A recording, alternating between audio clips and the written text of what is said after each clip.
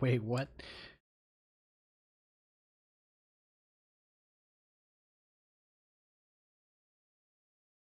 There we go.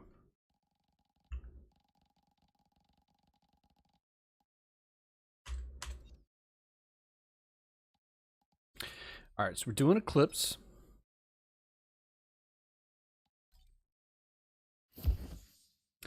Playing as the bandit.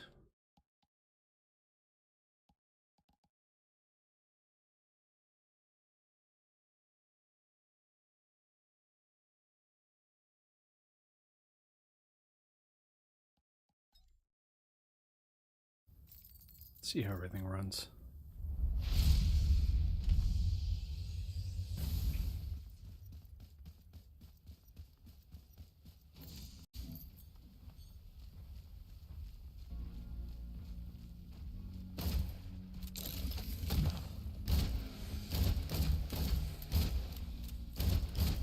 All right, so far so good.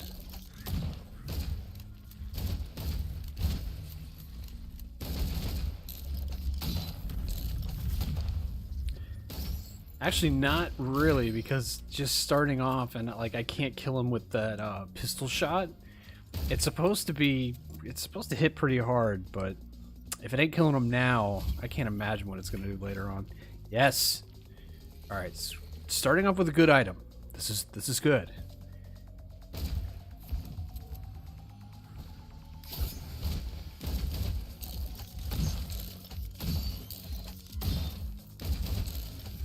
Damn it! Couldn't pivot fast enough.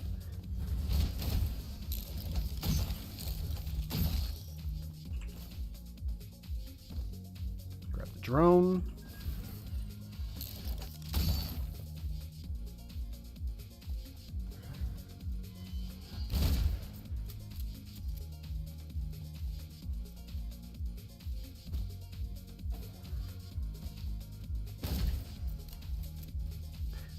I'm not worried about it. There's nobody watching anyway. It doesn't matter.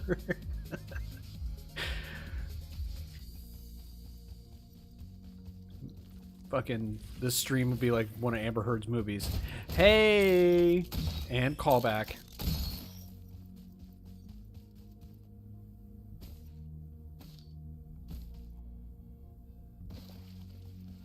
It's Morbin time.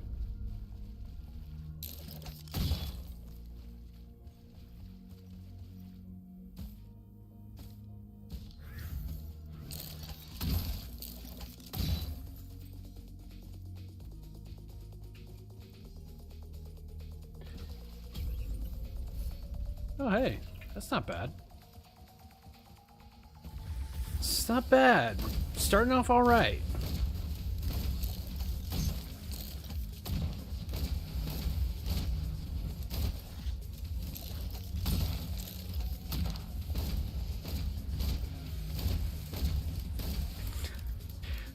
My shaky ass aim.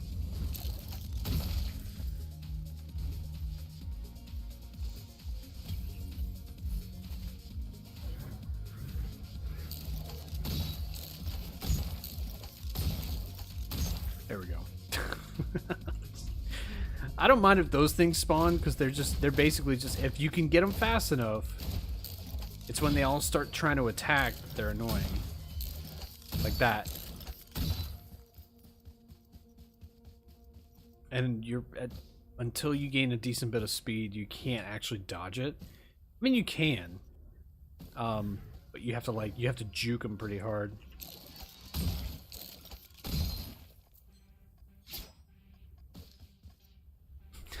So I was talking to a friend of mine.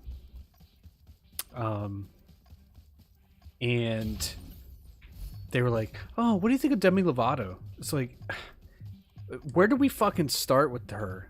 Or wait, what do we call her now? What do we call Demi Lovato now? Them? They? Like, legitimately, like, used to think, she's not bad looking. She kind of, had a decent voice on her. Had some, kind of cool songs that were like, summer bangers or whatever. Then she just it was fucking weird. It was like using these like hot topics to fucking become relevant for like 2 weeks, and then everybody would forget about her. And then like DMX, he passes away, and then Demi Lovato puts out a post like, oh my god, I have so much survivor guilt. It's like, for DMX, like, what? It's not about you. Why? Where is this coming from? She's like, I just can't believe he's gone and I'm still here. And I even told her, and I even told my friend, I was like, you know what I wanted to tell her? Yeah, me too. Like, can you fucking either A, make some more decent songs, or B, just go the fuck away. Like, you have some money, hopefully, saved up. Like, if you're not putting out current, like, content for people to consume, so, like, why do you have to use these, like, and, becoming non-binary and all these other things? It's like, if it's legit, fine. But if it's just a strategy to, like, get her, get her name back out there and, like, just, be talked about, again, like, it's such a fucking desperate. There's a lot of people like that, like that they have to throw their opinion in on some random topic. Now, me talking about Amber Heard, Johnny Depp, whatever.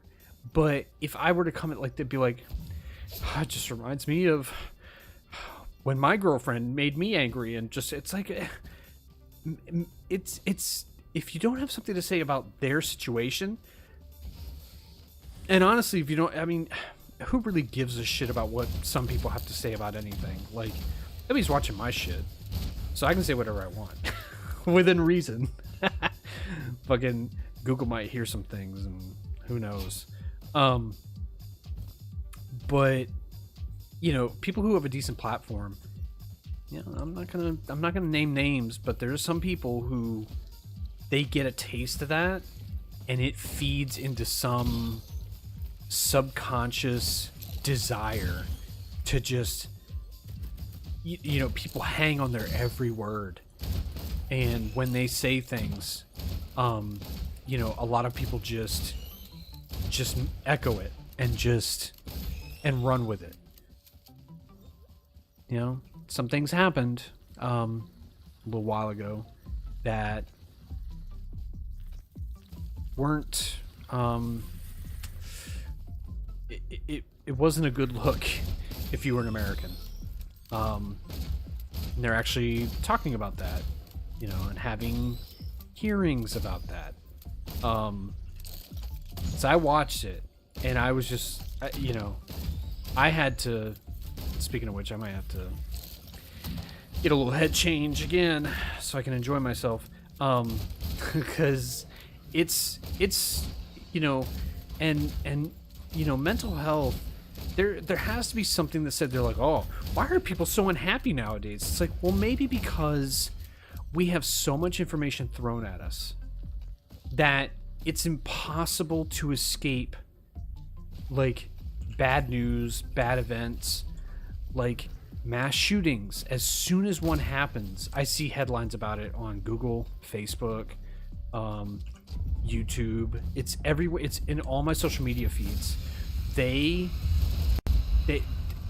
It's the news, channels and stuff.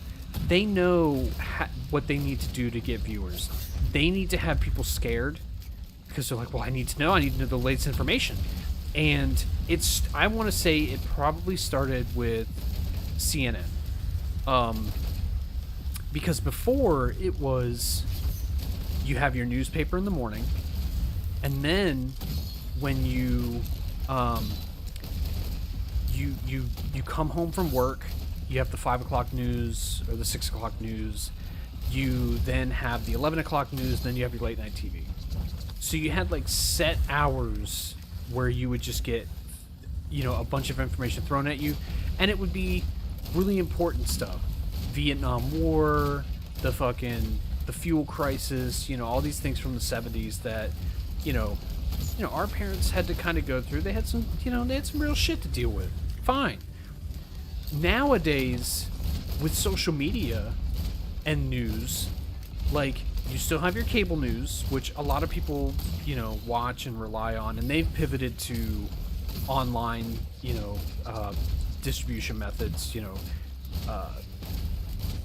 quick, recaps on YouTube or live updates on Facebook or, wouldn't it be funny if fucking ABC and CBS and Fox and all these fucking news, they just had TikTok accounts? Like, coming to you live on TikTok at 6 o'clock. It's the nightly news with Tom Brokaw, and it's like, and he's like lip syncing to some song. He's just like, and by the way, Roe versus Wade was repealed today. Bet you women are feeling pretty bad about that, huh? And then and also check out my merch. Like, NBC's selling merch, but like the information overload has to be a factor in that. It has to be. There's no fucking way that, getting bombarded with, this much information at once, can be healthy. And I look at people who get their news from one source, and I just like raise an eyebrow, and I'm like, really? You're just gonna take what they say on face value? Meanwhile, they're telling you, oh, don't listen to our, the other news competitors, the other competing news outlets. They have a political spin. Like, they're liberal, or they're ultra conservative, or they're whatever. And it's like, oh, so you guys are just telling them that the other side is the enemy and that they're misleading you, but yet you guys are okay to trust. Seriously? And there's some people who buy into it. Every word like that they hear on some of these news outlets, they take to heart. I was looking at, there was a fucking Twitter post. I think I need to find the screenshot of it. It was fucking amazing. It's a guy, he's a comedian, and it says it in his Twitter bio. It fucking says it. He's a comedian, right? And he has this parody account where he's pretending to be a Supreme Court justice, and his name is Justice Dankula.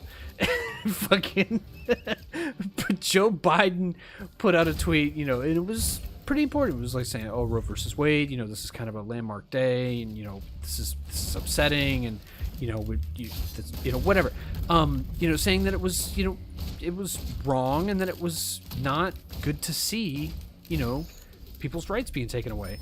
And this guy posts, and he was like, we were careful in our decision, Mr. President. And then he follows it up with, and if y'all wouldn't get pregnant, you wouldn't need abortions.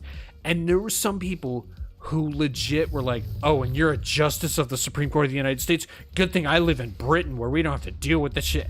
And it was a whole shit. So I'm like, these people, the people who are like knee-jerk reaction to like anything from the other side, right? Anything.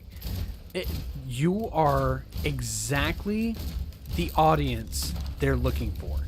You're going to believe what they say. You're going to just become like, your eyes are going to go bloodshot. You're going to go berserk mode and like ultra instinct, and like no, you're wrong because blah blah blah blah, and my view is this. And it's like, that's exactly the reaction they want. They want you upset and angry and be like, see, look at them. They're frothing at the mouth. Look at it. They're obsessed. They're obsessed with abortions and just having sex and being heathens. And then the other side's like, oh, look at these Puritans trying to regulate everything we do. And it was like, there are people on both sides who just look at the situation and they're like, what the fuck is going on? Why can't we get anything done? Like, and then there's, oh, we got something done, but we didn't have any say in it. Supreme Court just was like, yeah, actually, you know what, Roe versus Wade, no, we'll just overturn it. Really? You could just do that? You could just call, and of course, Clarence Thomas is like, actually, you know what? Now that we've overturned that, why don't we look at contraceptives and gay marriage and blacks and whites living together and being in relationships together? We want it to go back to the way it was. We liked it when there was racial strife and fucking fierce division in our population, like, and segregation. And it's like, why are we trying to wind the clock back? But hey, there are people who buy into it, and I was laughing so hard because the people reacting like it, and I'm more of a left-leaning moderate. I hate towing the party line. And you know, the when the right's like, oh, look at these liberal snowflakes, it's like, dude, you guys are just as fucking bad. You guys whine and cry about Black Lives Matter and the gay agenda, and it's like, nobody's telling you to do these things. They just are tired of you telling your kids that they don't exist, that they're like fucking, that they're the satanic fucking, you know, agents of the devil. Like, no, they're just people. It's just them living their lives. If you care so much about your kids being gay and all this, it's like, you're the problem, not them. Because at the end of the day, if it's two consenting adults, why do you fucking care what they do? That is the weirdest shit to me. It's like, you're fucking weird. Like, there's a post where a guy and a girl couldn't conceive, right? And it shows them at their church. Like, it has the guy laying on top of her. And it's like, they're like in like a, you know, kind of a romantic embrace. And it looks like they're in the, like, doing missionary sex, but there's like a blanket over them. And it looks like they're fully clothed. But the post is like, oh, this guy, you know, buddy of mine and his girl had trouble conceiving. So homeboy dead ass went to his fucking church and they made them have sex in front of everybody while everybody prayed for them. It's like, number one, I would lose my erection because I'm not a porn star. I can't fuck in front of an audience. And two, why would you let weirdo religious people like fucking like watch you fuck? That's so fucking bizarre to me. And it's like, these are the same people who are like, oh, look at these gay people. They're ruining America. It's like, no, you weirdos are the ones that are ruining America. You fucking freaks. Like, gay people are just doing their own thing in the privacy of their own bedroom. Oh, dodge! There we go. Why are you worried about what they're doing? Why are you obsessed with checking people's genitals when they go in the bathroom? They're going in there to take shit or piss. Why are you worried about what they look like under their clothes? That seems a little weird to me. Alright, now does infusion stack? Because I've got 2 of them. It says up to 100, but now I don't know if that goes to 200. I don't know. Well, we're going to write it out and see. But it's so fucking funny to watch both sides. But it's a little scary and it's a little upsetting too. So I can see why people are unhappy. You know, this generation is very... And I hate that the boomers are like, oh, we didn't need to talk about our feelings. It was like, yeah, because you guys are so fucking happy and fulfilled, you know, in your lives. And yet you want to shit on Gen Z and millennials and Gen X for having to go to therapists. And it's like, because you guys are fucking toxic as shit. You ruined our economy and our environment, and then tell us to just fucking deal with it like you did. You didn't have the same issues. Gasoline for you was 25 cents a gallon. I don't want to fucking hear it. And you could afford a fucking house on a fucking secretary's salary. Meanwhile, people working 2 or 3 jobs to fucking rent an apartment for 7 years and never get a fucking mortgage. And economists have said it's like middle class is disappearing. And that's ruining our economy because now we're not richer than our parents. I think ours is the first generation that is in that that situation. where our parents still have more wealth than we do, at our age. Because I can remember my parents. I'm in my mid to late 30s. I can remember my parents. We had a house, but I also know families who, even back then, I would go visit friends, or we would, pick people up on the bus, and I would see where they lived, and I would just be like, I wouldn't think much of it, but I would just be like, why is it like this? I don't understand. Like, but I didn't be like, oh my God, these people are fucking lazy slobs. Why are they living shitholes? I was just like, weird. Yeah, okay. Like, it didn't make sense. And then when I got older, I was like, oh, I learned what redlining was and all that shit. And if you don't know what redlining is, I don't really want to get too heavy in this stream. But it was a policy to keep certain groups of people out of certain neighborhoods. So you would be very strict on credit scores and earnings and things like that. You would try to keep it kind of more of a homogenous type population. Oh my God, die!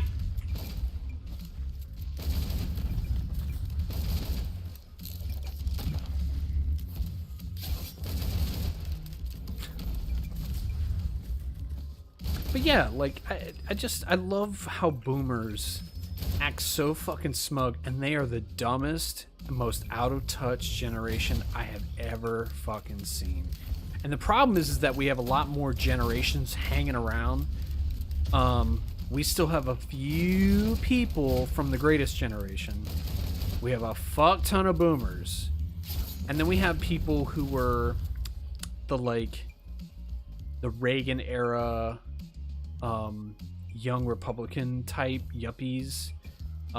They're, the early end of Gen X, because I think I'm Gen X because I was born in the 80s, born in the mid 80s. So they're like, oh, you're a millennial. It's like, no, millennials.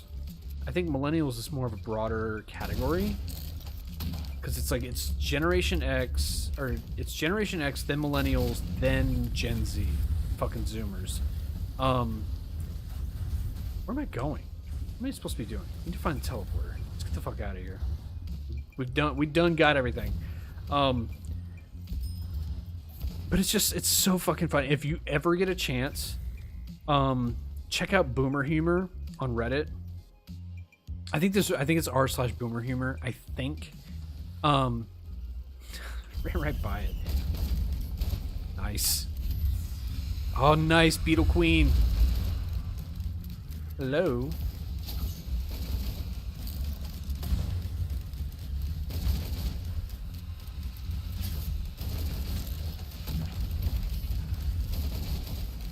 Shit. Just die already, you fucking piece of shit. Oh, Jesus Christ. Where's the other one? Oh no, these things started spawning. Oh, fuck. But yeah, boomers are so fucking out of touch. Cause I'll tell you a little something. Boomers didn't, they act like they had to earn what they got, and nobody mentions to them that when the reason they're called boomers in the first fucking place is that there was a little thing called World War II. There's a little conflict that happened in Europe and Asia, basically all of the fucking world, because it was in North Africa too, it was in the Middle East, it's kind of everywhere. It's kind of why it was called World War II. But it was just this little disagreement between a few different countries and, ideologies and what it meant to be a sovereign nation and all this other bullshit. Well, as Americans, we live in the Western Hemisphere. 90%, I wouldn't even say 90, probably 99% of the conflict and the fighting actually happened in the Eastern Hemisphere. So geologically and geographically, we were not even involved in the conflict. So our infrastructure wasn't broken and just destroyed and fucking, we didn't have mass destitution and famine because of fucking wartime, wartime resource hoarding and shit. So they were born right after that when America basically was the only country to come out of that shit untouched, to the point where American manufacturing was just, everybody needed American goods. And it continued on into because like, there's that whole thing where, American cars suck, right? They do. They're trash compared to like Japanese cars and German cars. American cars are giant pieces of shit. And it was more evident in like the 70s and the early 80s. Like there's a commercial for like GM, right? And we had decent equipment and production methods and manufacturing for vehicles, right? It was an assembly line and stuff, but a lot of it was still done by hand. But you had people who basically had to go behind different steps in the assembly of these vehicles and just fix shit. Like the morons, riveting the fucking body panels on couldn't do their fucking job right. And the equipment they were given was such fucking garbage that you had to have people go behind them and fix imperfections, misaligned, parts. And so it's like, really? So, but they had union jobs. And I work for a company that has a union, I have a union. And I hate it because there are some people who absolutely need to be fired. Like on the spot, because we make decent amount of money. It's like they're not putting in the effort to make that money. So I've always been one for, and I love the mantra. It's like fair day's pay for a fair day's work. There's some people who they couldn't be fucked to do a fair day's work. They get a union job, and once they're in, they learn all the tricks and the rules, and they're like, oh shit, I can't be fired? Oh well, fuck them. All right, I'm gonna call in every other week because I can, and I'm going to work as little as possible, the bare minimum, and even less so, because technically I'm not doing anything wrong. I'm showing up most of the time. I'm not abusing the attendance policy. I'm kind of working, but I'm also kind of just fucking around. What's going on over there? Hey I keep hearing them, but where are they? All down here.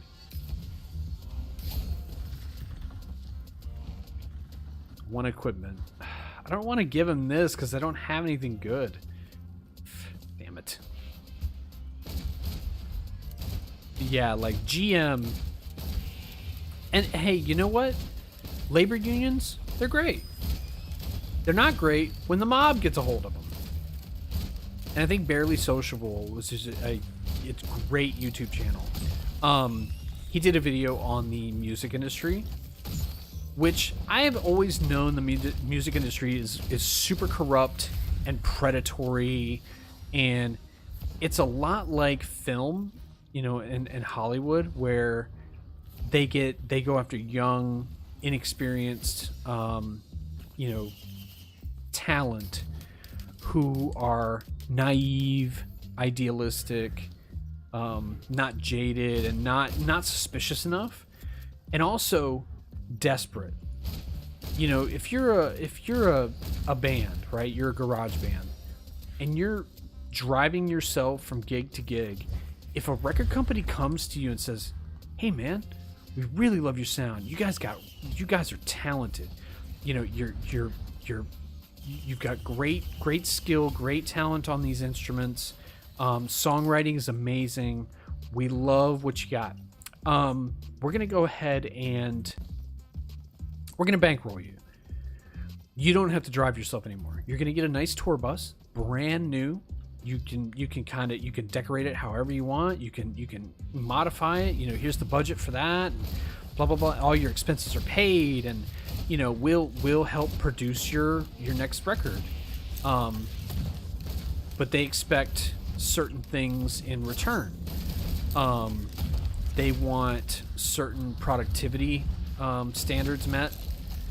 They want you to do press engagements, which means touring all the fucking time, doing radio interviews, magazine interviews. If they want to do a photo shoot, and you were like, well, I kind of was hoping to go home with my family. I haven't seen them in 2 years because of this fucking circus that I've been involved in. And they're like, no, you can see your family when you're fucking 80. Right now, you need to get us another record. We need another hit from you. And that money and that lifestyle can be very appealing, and they don't have it. Musical artists, I don't think, have a union.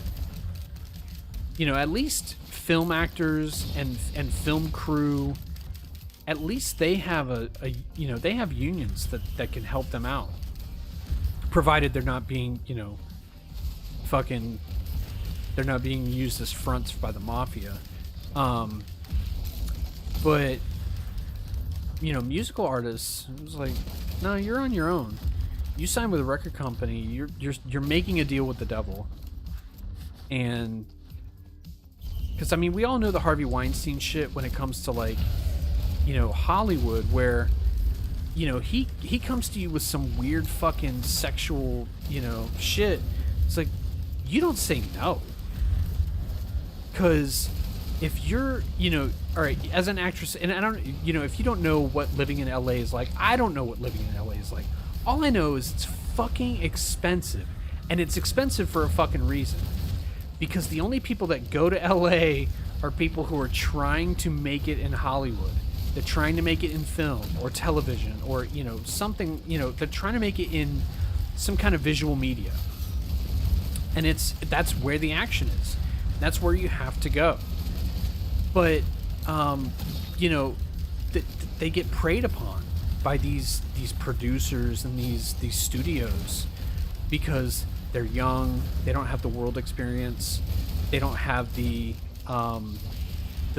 cynicism, where they see a deal and they're like, they have enough sense to be like, you know what, I actually want to have some dignity at the end of the fucking day. Maybe I don't want to fucking do this weird fucking deal at or go do a script reading with fucking Harvey Weinstein's old wrinkled ass at 3 a.m. in his hotel room. That's just fucking weird. But I just hate that obviously it worked, because his stupid ass had been doing it for fucking years. The Animaniacs made a Harvey Weinstein joke on their cartoon, and that was a cartoon primarily aimed at children, although I think it was more aimed at young adults, because their humor, they had made Bill Clinton jokes, they had made Harvey Weinstein jokes, they had made just very, and Nickelodeon was like that, I think, with a lot of their stuff, is they did do some weird adult type humor. And so, but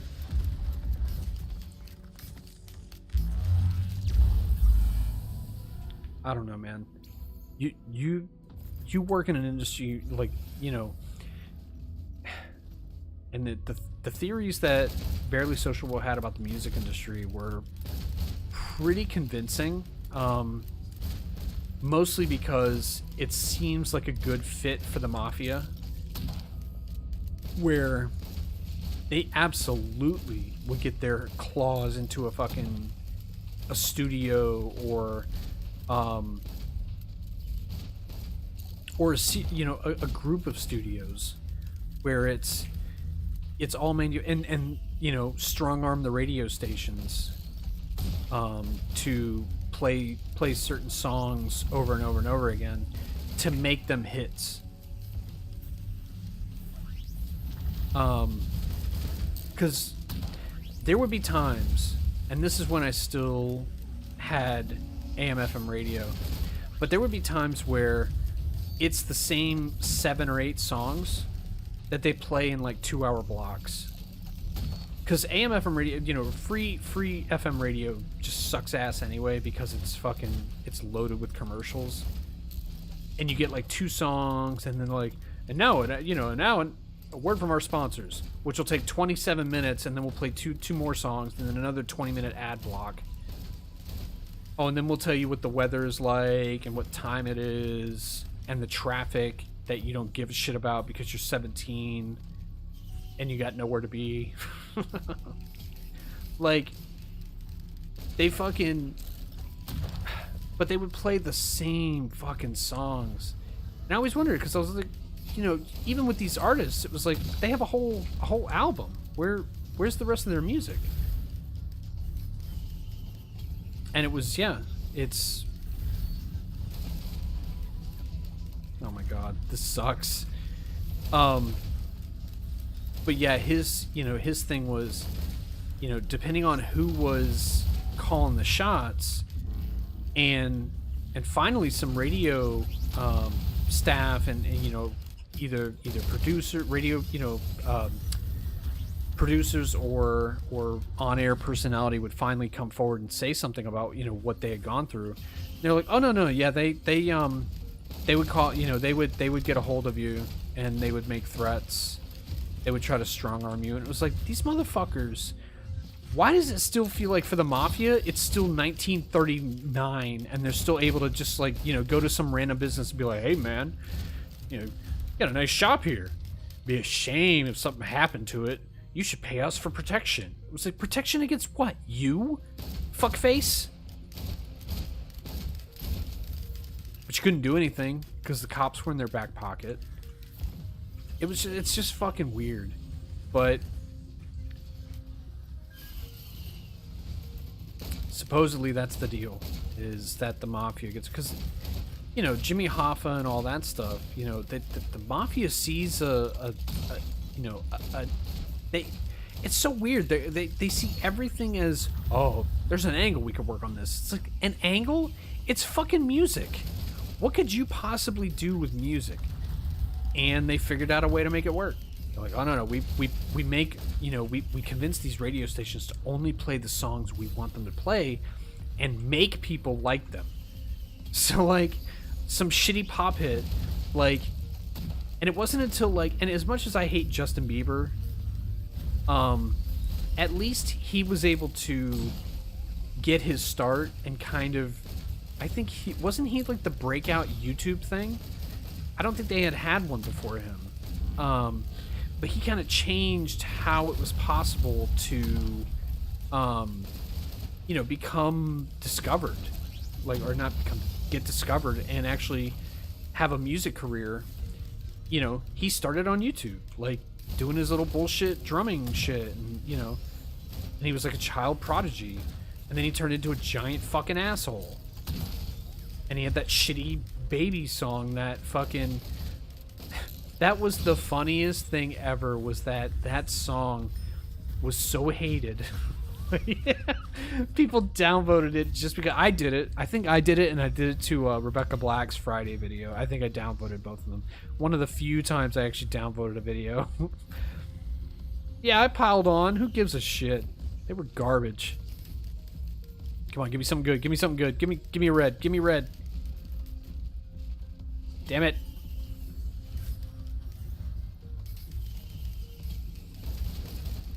Because I deliver, you know, I deliver mail, right? So today was magazine day for a lot of the different publications, and one of the ones that I deliver that I absolutely fucking hate delivering is People Magazine. I'm like, why is this still a thing? Number one, why are they still a company? And number two, who fucking cares? Well, apparently a lot of old ladies care. because they got nothing else going on, which says a lot about them. Oh God. But yeah, like, apparently because he was on the front cover and it was like, oh, he has facial paralysis, which I laughed at. I'm sorry, I'm going to hell. But if he wasn't such a fucking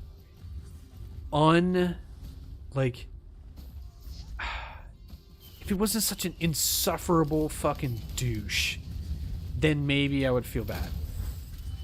Alright, we hear distant whirring. Let's find another group of eggs and we can get the thing to spawn. Because I remember, like, back in the day, he goes to the Great Wall of China, right? He fucking makes his security guards carry him on their back. Like, come on, dude. And Frankie Muniz, too. Frankie Muniz, like, they earn their money and this, that, and the other. Whatever. Fine. Don't be a fucking piece of shit about it, alright? And when people call you out, and, you know, you want to flex on them, whatever, fine. At least I'm not a fucking entitled fucking asshole who treats people like shit and then is like, well, I'm rich, you know, whatever. When you have the money I do, then you can just act this way. It's like, well, no, you shouldn't. You shouldn't be acting that way. Maybe treat people with a little bit of fucking decency.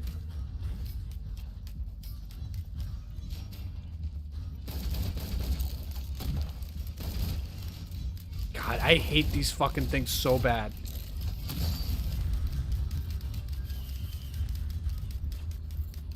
Run! The name of the game. It should be called Risk of Running Away. Alright, last set of eggs. Fuck it. Let's go. Hello. No. Let me get on your back. There we go. Alright, ride him, cowboy. Let's see if we can stay on for the 10 seconds. What is it? 10, 12 seconds for fucking rodeo? He wants me off so bad. Look at him. No, you don't. He wants me off so bad. It's going fast. Are we going faster? I want to get off this ride. God damn it.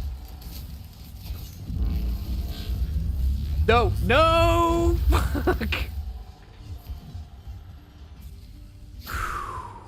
Wow. He's still spinning. I wonder how long he's gonna spin. Oh, fuck! That's a shot. Damn it. We started off so well. Alright, let me go get the vodka and I'll be right back.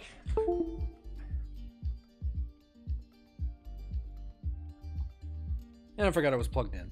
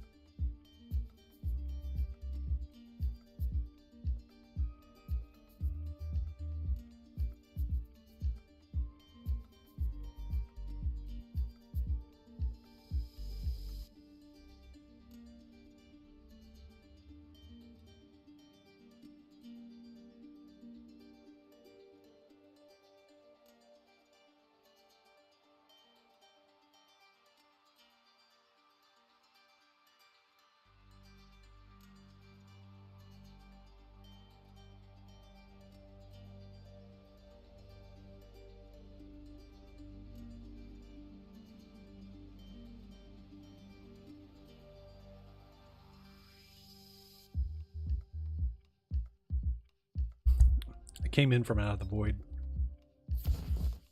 All right, now we're gonna do it, I swear.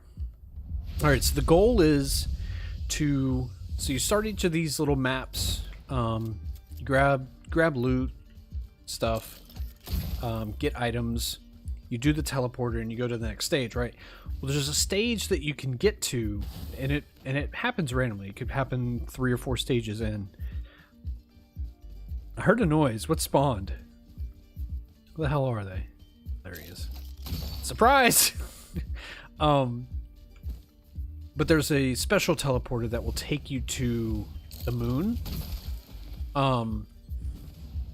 And that's where you can actually fight the final boss and basically win the game. Like,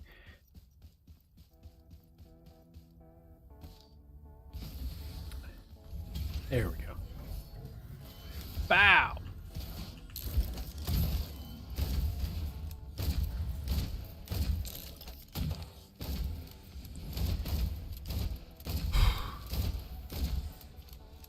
So we gone through what, 2 stages? Pop.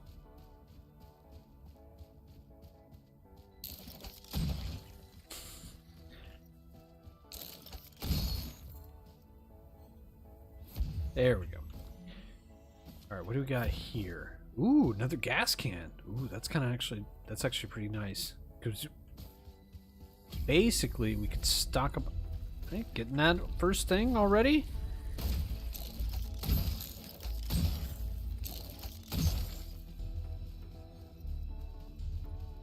Like, no money though.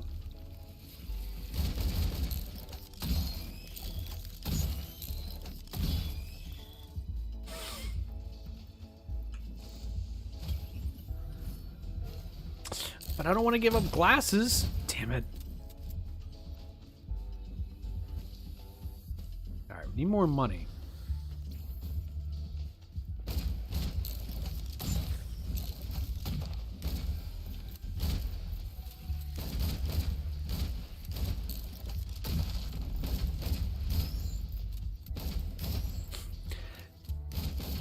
I wonder if Robert Stack is still alive. And if you don't know who that is, if you've ever watched Unsolved Mysteries, he's the Unsolved Mysteries guy. Because I remember, what station was that? I want to say it was Fox. It was like Fox or ABC. You would have Unsolved Mysteries. Or you would have... Was it... Which one was first? One of them, it would be FBI's Most Wanted. Or America's Most Wanted. And then it would be Unsolved Mysteries. Unsolved Mysteries always creep me out. Because like the whole time I'm like, wait, they never solved this? Then how are we seeing it right now? Because I'm watching it at like 7 years old and I didn't understand the concept of fucking B-roll and reenactments. I'm like, wait, but the guy, we saw the guy kill her. Why can't we find him? It was like, no, you idiot. Like, it's a representation of what the evidence shows so far. Like, oh, it was, you know, possibly a carjacking gone wrong, or it was a home invasion, or it was, oh, she you know, went to a bar and, you know, disappeared or whatever. No, I'm like I'm thinking like the reenactment is like just, it's like visually showing us like the crime in progress. Like, I don't know.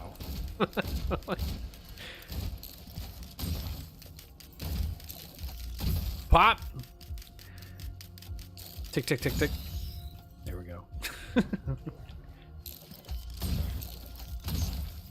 Oh, did he get that shot off? Fuck you.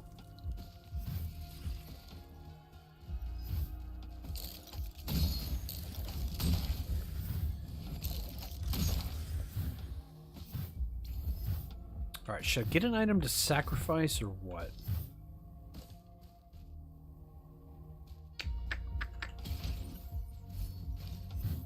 Really, really, really want to stack gas cans this early.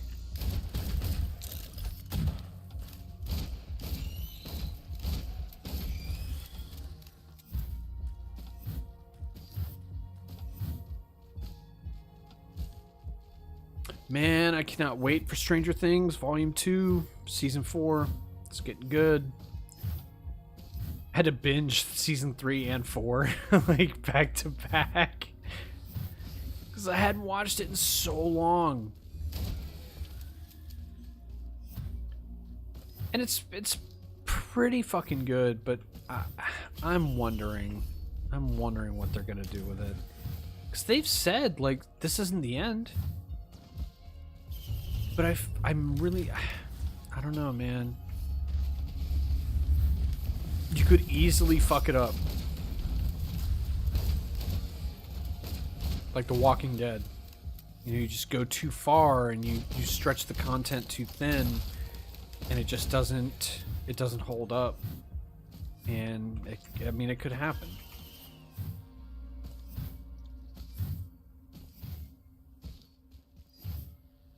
Wait.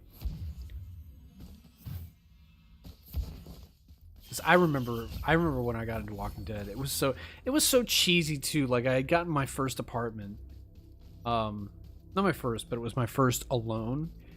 And so Walking Dead came on, I think, Sunday nights, and I had Saturday, Sunday off because I was even in retail. That was a cushy fucking gig. I basically would work, you know, I just worked Monday through Friday. I worked like an opening shift. I did a lot of inventory control and, you know, loss prevention, logistics for the store, things like that. And it was for a big box retailer. So, what, you know, it wasn't hard. But I had Saturday, Sunday off. I saw you. I saw your ass. Come on. There we go. But on Sunday nights, I would like make my dinner. I would, you know, get something to drink. I would, you know, kind of do like, I kind of was, it was like a whole thing. It was like a ritual, like to fucking enjoy the show. And I want to say it was season 2 that I was watching. Yeah, because it was at the farm. And I hadn't seen it. I hadn't seen season, you know, I tried to catch up on season 1, but I didn't catch season 1 when it was like fresh and like brand new.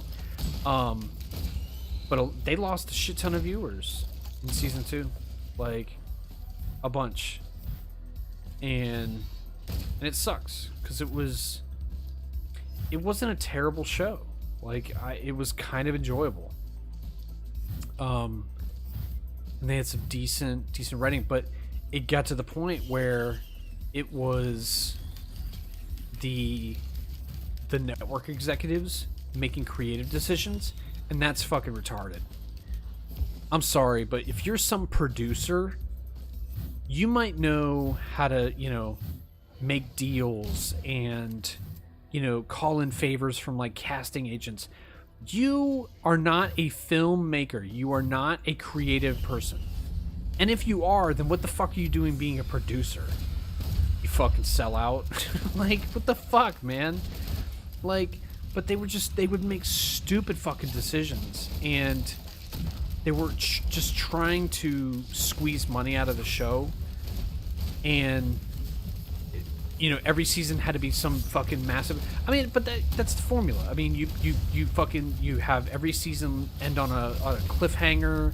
You try to build, you know, hype and buzz for the next season. You know, I get that, whatever. But not every season needs to end in like the same way, and not every season needs to be, oh, they went to this location, now they're there for the rest of the season, this is their new home. Oh wait, something happened, they have to change places, this is their new home. It's like a one set fucking play. What do they call it? A 2-set movie? It's a 2-set movie, and they, you know, it just wasn't good. I kind of want to watch, was it Obi-Wan Kenobi, or just Kenobi, the series, but I don't feel like paying for Disney Plus. Like, I don't want to give them any more fucking money. They lost me after Last Jedi. I didn't even watch fucking Rise of the Skywalker. Like, I was just so burned out, and I was checked out at that point. And I was like, I'll pass. I don't really give a shit. Because I was like, Last Jedi was garbage, so they're not really going to do anything to redeem it. They're just trying to milk this franchise. And they did. Oh, Palpatine's back. Really? That's your solution? That's your brilliant fucking plan? Bring back Palpatine? What hacks did they fucking hire to fucking do that shit? Like, who the fuck thought that was a brilliant fucking idea? And whoever did needs to lose their fucking job, but they won't. what's her name? Kathleen Kennedy. No, she still made, millions of dollars, fucking, all kinds of great benefits. She had some garbage fucking marketing and planning for the series and shit. Switching up directors every other movie. Like, what the fuck, man? This isn't one of your shitty Disney properties. It was fucking Star Wars. People cared. It's the same with Sony and Ghostbusters. Like, Ghostbusters 2016. And somebody told me, like, well, you really can't judge it if you haven't seen it. I was like, I've seen spoilers. I've seen reviews. I've seen clips of it. It doesn't look entertaining. I'm not the bad guy. I'm not just supposed to like it because, or I'm just supposed to give it a shot. No, fuck that. If I don't want to see it, I don't want to see it. And if I want to just see a review on it and I trust the reviewer, then that's fine. But at the same time, it's like, you can like something and still disagree with somebody. It doesn't make them evil.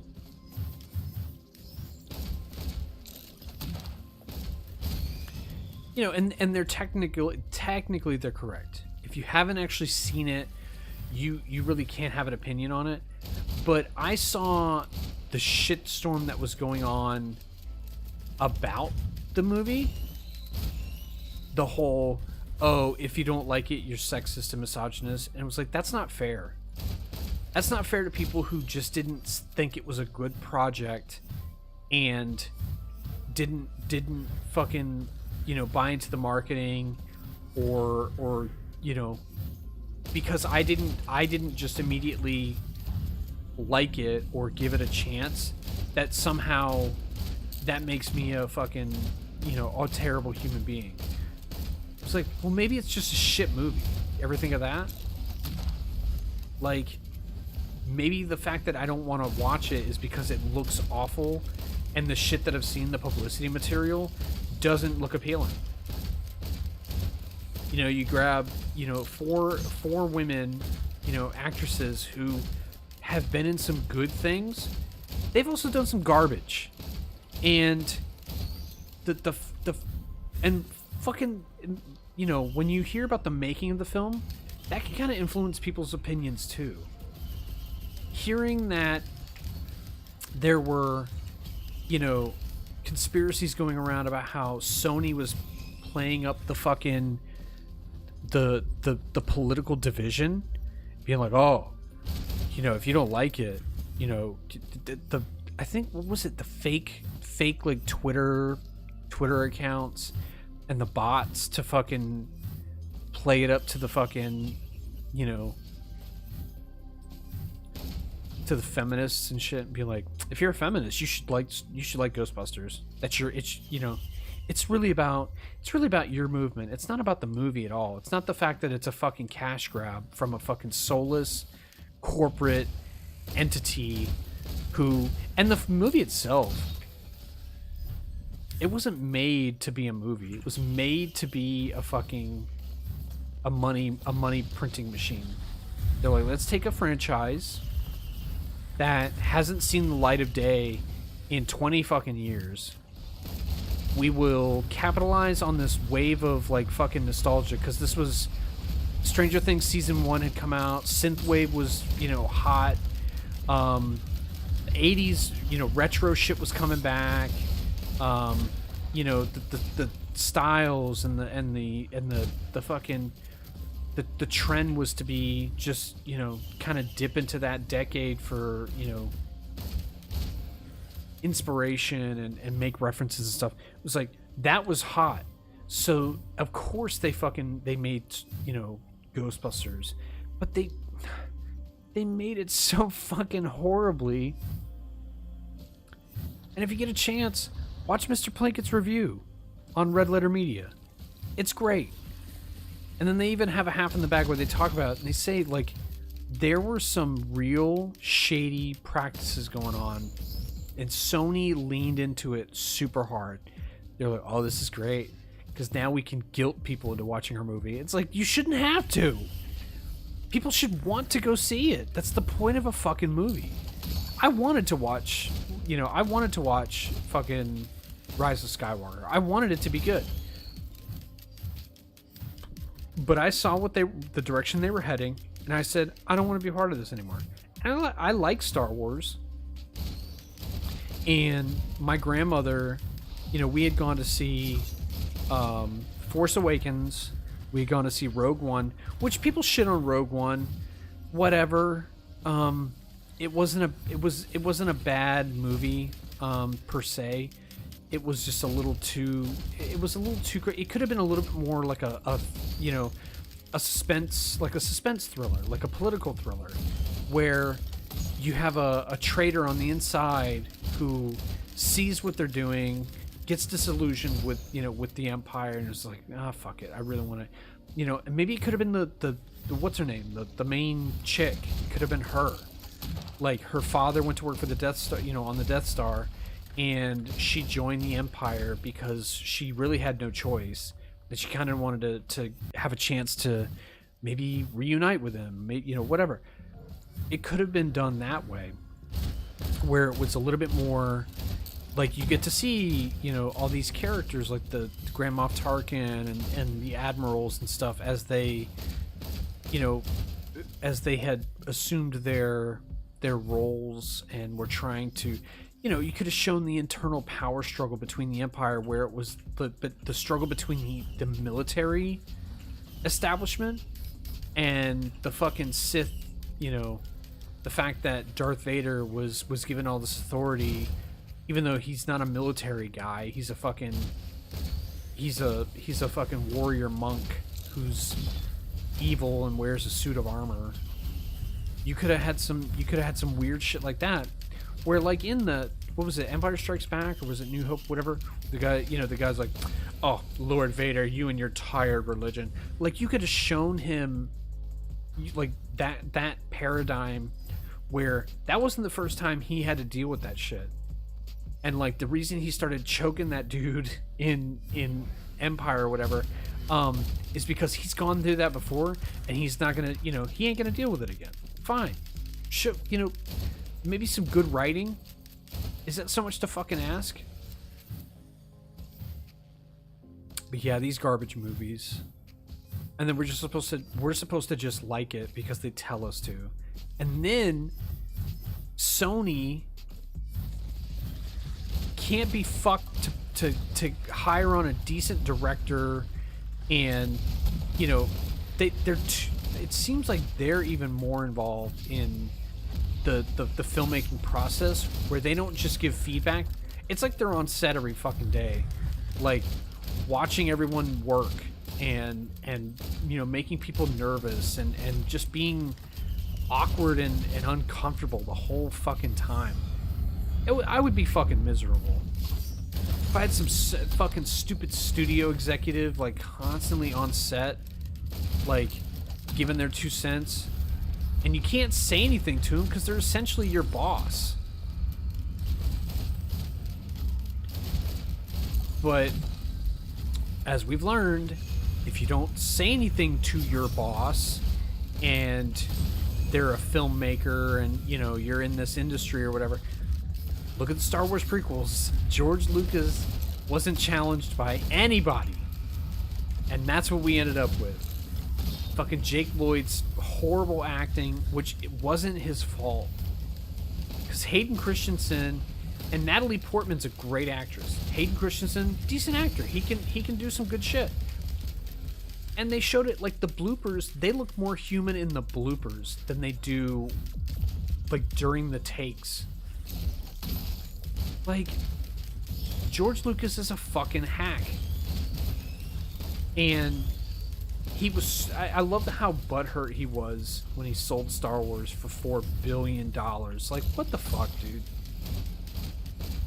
You brought the goddamn franchise to its lowest point. Well, what we thought was the lowest point. And then you want to get all mad because people on the internet, you know, said you were a bad filmmaker. Well, people are allowed to say what they want, and also, you know, people on the internet can say what the fuck they want anyway. Like, they hide behind that anonymity. Nothing's funnier to me than Kim Kardashian trying to sue Roblox because her son found an image or, you know, something referencing her sex tape on, you know, one of the, you know, it was probably some weird custom server, and they had some fucking, you know, shit on there. I don't play Roblox. I don't fucking know. But it's just so funny because I watched a meme compilation and she's crying to someone on the phone. She's like, it's not okay. It's not okay. Rain was on Roblox and he saw blah, blah, blah. It was like, number one, stop trying to act like you didn't get famous from a fucking sex tape. You did. You absolutely did. You guys were rich, yeah, because your fucking dad was, you know, one of OJ's lawyers. And I forget what fucking article. I want to say it wasn't Vanity Fair. What the fuck was that? Was it Venue, Vogue, or one of those shit rags magazine? Because I was trying to understand. I'm like, what the fuck is this meme talking about? Because I don't watch their show. I don't ever want to watch their show. They seem like terrible people. Even all the shit that Kim is trying to do with like getting dudes out of jail and stuff, like. It seems like it's such a, I don't know, you know, a lot of people were like, oh, she's just doing this for such and such, you know, the publicity, or, you know, she has a guilty conscience, or whatever the fuck, whatever. So who cares? You know, she's doing something good. I was like, you know what? I like Kim. That's fine. Then come to find out she wants to sue Roblox because they fucking put something on there that, you know, her son might have seen about her fucking sex tape. Number one, online interactions aren't rated by the ESRB, so they're not liable for what your son sees online. Number two, you don't like what he's seeing? Then fucking watch what he does, engage with him a little bit more when he goes online, and, you know, keep him on certain Roblox servers or whatever, stuff that you are okay with. You know, don't just let him go willy-nilly. But the other thing is, maybe have that talk with your son. Yeah, mommy did something that she's not very proud of. It was something that she didn't plan on, you know, showing the world. That's actually the reason why mommy is able to afford your nice computer and this nice house that we live in and everything else, is because we're famous because of what mommy did with a guy named Ray J. Like, just fucking tell him. There's some things that, you know, I'm not proud of. Whatever. But don't fucking sue because you don't like that they, you know, that somebody put some, you know, some shit post on their fucking server. And I don't play Roblox. I don't fucking know what they do on there. Who cares? But that kind of phony attitude. And like the magazine that I was reading is they're like, oh, the such and such entrepreneur, the owner of what is it, KKW Cosmetics or whatever. It was like she said she was upset about such and such, said the KKW CEO. It was like, fucking really? You guys are fucking sucking her dick this hard? That's why journalism sucks nowadays. They have to basically turn everything into a clickbait, and they gotta hope that she sees their article and throws them a bone. Like, they can come to her and be like, Kim, would you like to give an interview? And they can fucking hopefully try to get like some you know, some exclusive or some, you know, some news that's like, you know, it's the first thing that, you know, that anybody's heard of such and such topic or whatever. That's why games journalism suck too. All these games companies, you know, buying reviews. I need to do it. I wanted to do it last weekend, but I didn't do it. But I want to watch old E3 streams on like on stream, and I don't know if I'll do a drinking game because I did it with Funhouse, and like we did Drunk E3. I think it was 2018. It was either 2018 or 2019. It might have been both. But fuck, man, it was like 15 shots of vodka. I mean, I was super hydrated. It was whatever. But their bingo cards were so on point. I think one of them was Blazer graphic tee. That one, it was every presentation was a fucking shot, because every one of those motherfuckers was wearing a blazer and a graphic tee, because they couldn't fucking, like, that was the gamer style. Like, it was such a weird fucking intentional gesture to be like relatable, but also businessy and professional. Like a blazer and a you know, some shitty graphic tee, you know, or you know, for whatever project they're working on, or some, you know, or their company or whatever. But E3 back in the day used to be this, because it was only for press. You know, the only people invited were press. It was super exclusive. Whatever. That's fine. And you would basically get all your news through them. So it would be filtered. It would be like a secondhand thing, because a lot of the times you couldn't record. You had to use the official like footage, trailers, and documentation that they gave you. But they were relying on journalists to like get the news out, get the buzz going. Because again, this was the days before social media. I don't even think we had MySpace at that point.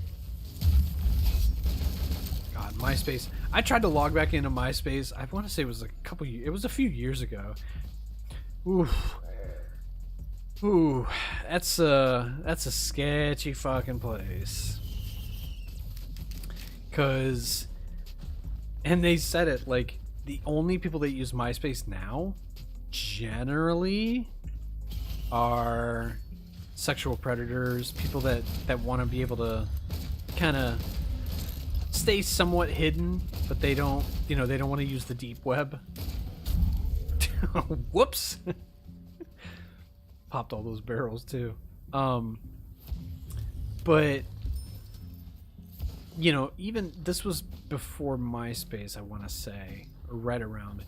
But you still had to like go looking for the information. You couldn't just look. And number one, you couldn't just go to E3. You had to be someone. You had to have some kind of credentials to go, because that's what it was. It was an expo for like journalism and like industry people, and you know, that's who was there. And then when they made it public, it got so fucking bad, because you had to talk to your customers directly. And that's what games companies didn't understand about their audience, was that gamers aren't, number one, they're not stupid, and number two, they're not gullible either. They're not gonna, you know, they're gonna want to see actual game footage. You can show a trailer all day long. Gamers want to see real gameplay footage. They want to see what the game looks like, runs like, what the finished product will be. That's the kind of shit people want to see. They don't want to see you, you know, show off a pre-scripted demo that you're showing to everyone. Like, I want to see what the game is. You know, and that's what games companies couldn't figure out, is like, gamers, you can't fool gamers too much. Then it got to the point where they were like, well, maybe we can just lie to them and just tell them the game will be a certain thing, but we'll put a little disclaimer on every bit of footage and image, you know, any image that we show will be like, does not represent finished product. Product can change, you know, work in progress. Can, you know, product may differ from media shown, or what, you know, they'll have some legalese disclaimer in there, so they can be like, well, technically we didn't lie, we just severely misled you. Okay, cool. So everything's fine then. No, it's not okay. You suck. Like, show me what the fucking shit looks like, god damn it. Nothing, I don't think anything will beat Blizzard and that Diablo Immortal announcement. That was the funniest. That was some of the cringe was so great. I couldn't believe that was the strategy they were going with too. was like, oh, you're doing that? Cool. You're gonna just do a mobile game and tell everyone to just, you know, suck it. That, you know, it's a mobile game. What are you mad about? You have phones. Like, that's not the fucking point. I'm not worried that it's on mobile and that's what I have to play it on. What I'm worried about is that it's Diablo and it's a mobile game. Like, that's the problem. Die. Die. Die. Stop healing. Stop healing. Oh. Alright, that's one down. But I want to look at some of the old E3s. I think I want to look at like E3 2010, 2011, because those were some of the better ones. And better, I mean more hilarious. Because like Crobecat did E3 2016. I think he did 2017, 2019. And those were really cringy. I mean, every E3 has cringe moments, but I want to get the ones that, like, where the games companies thought they had it figured out, and they thought they thought they could get away with whatever, and where, like, their announcements were fucking dog shit, and they're up there like, isn't this great, guys? And the audience just giving like a tepid response, and they're like, they love us. They love it. They love the product. They love what we've done. They love how we're presenting it. No!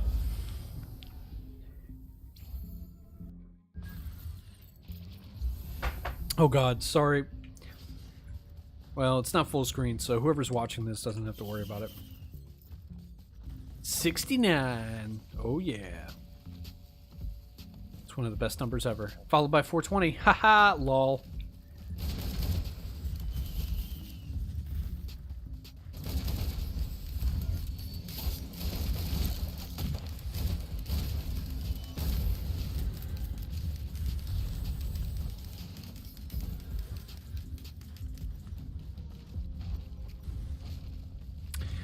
No, TC-280, don't die.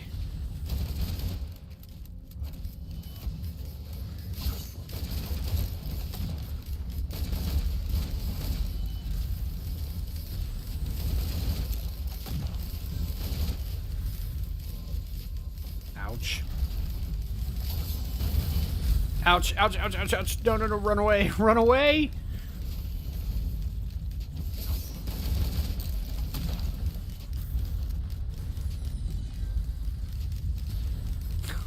God, get to one of those chests, hurry.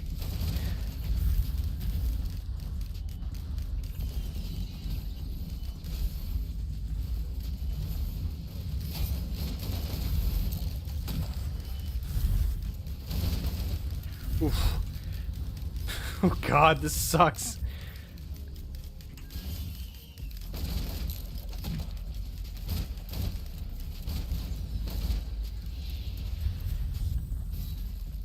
What is shooting at me? Alright, he's over there. He's over there.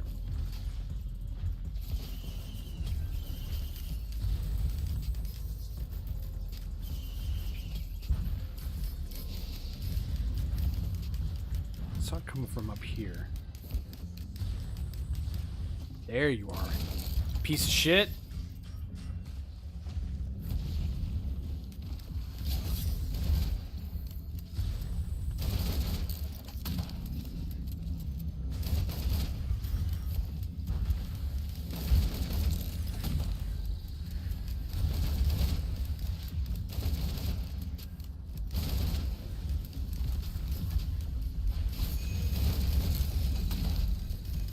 Dear God.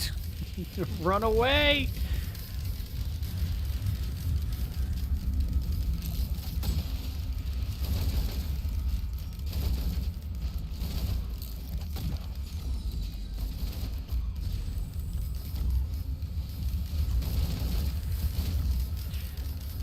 Oh, shit.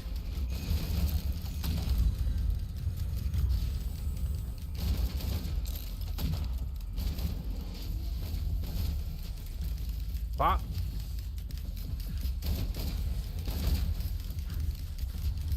I gotta watch Mudahar's video about Todd Howard. Man, Todd Howard. What a little fucking weasel. I mean, he's such a... I hate that smug, fucking arrogant, like, attitude that he has when he's on stage. And even when he's, like, giving interviews and shit. Because he knows, man. He knows what he's doing. You know, you have a series like Fallout, which I never played Fallout. I was never really interested in it. But it was, you know, one of those series that grabbed a hold like back in the day because it was like a top-down, and it was the same thing as like Diablo 2 and like some of those others where it was like a top-down isometric like adventure, like RPG style you know, game where it was like an, you know, it was kind of action RPG oriented, whatever. It was fine. Hey, it's a great game.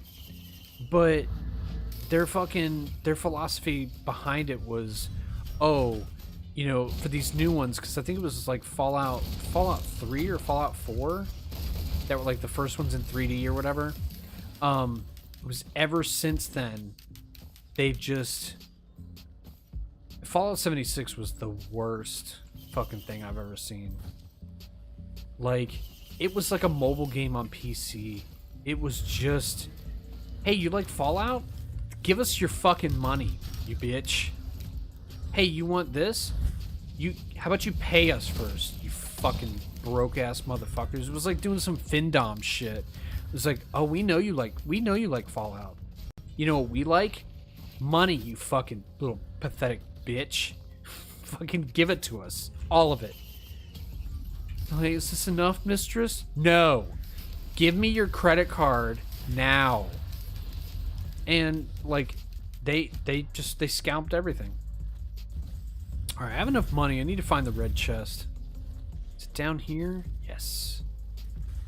Alright, what do we get? What do we get? Something good? Please, something good. Yes, the hammer. Oh god. Oh.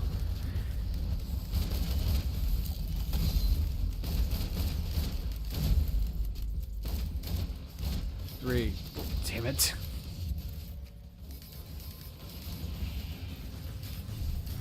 Shit, what is still up?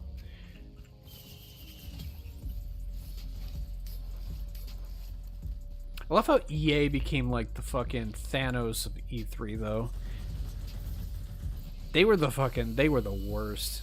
That FIFA Ultimate Team, and then that was around the same time of the CS:GO lot, like the CS:GO skins and everything else. I think everybody saw that they could just hold shit hostage behind a paywall, and even if they get 5% of their audience to pay, it's worth it. Like it'll pay for, like it'll make in with those fucking cucks that are willing to pay will justify the fucking the bullshit of setting that system up in the first place. Like, hey, somebody bought it, so whatever. It doesn't matter. And if they don't like it, they can go fuck themselves. What are they gonna do? Not play it? Pfft, they'll play it. They got nothing else going on in their lives. They'll play FIFA 7 hours a day and fucking spend $200 to get like their dream team. Oh, what? Oh, are you fucking shitting me? Alright, I gotta find these things that are squirting.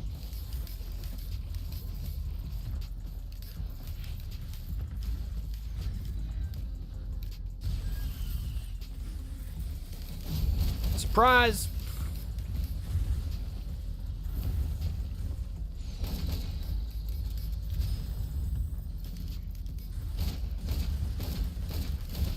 Gotcha. Little piece of shit.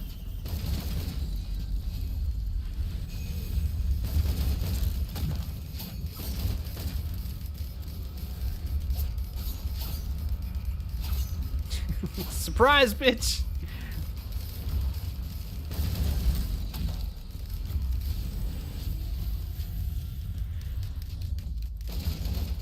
Fuck you going?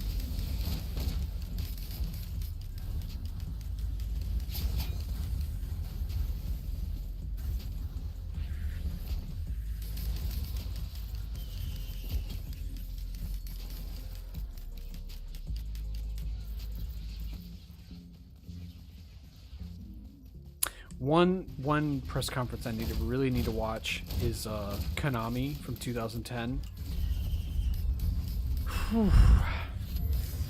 Nothing spells out of touch like goddamn Konami forcing their poor developers and producers to go to fucking California when a lot of them barely speak English and like give a press conference and try to put together like a you know, kind of a, not an interactive, but more of a you know, kind of a sketch type setup where each you know, game was you know, given, it's like, oh, you got 10 minutes, you know, you have to do something to show off the game, you know, whatever you have, whether it be just a trailer or, damn it, that's a sip.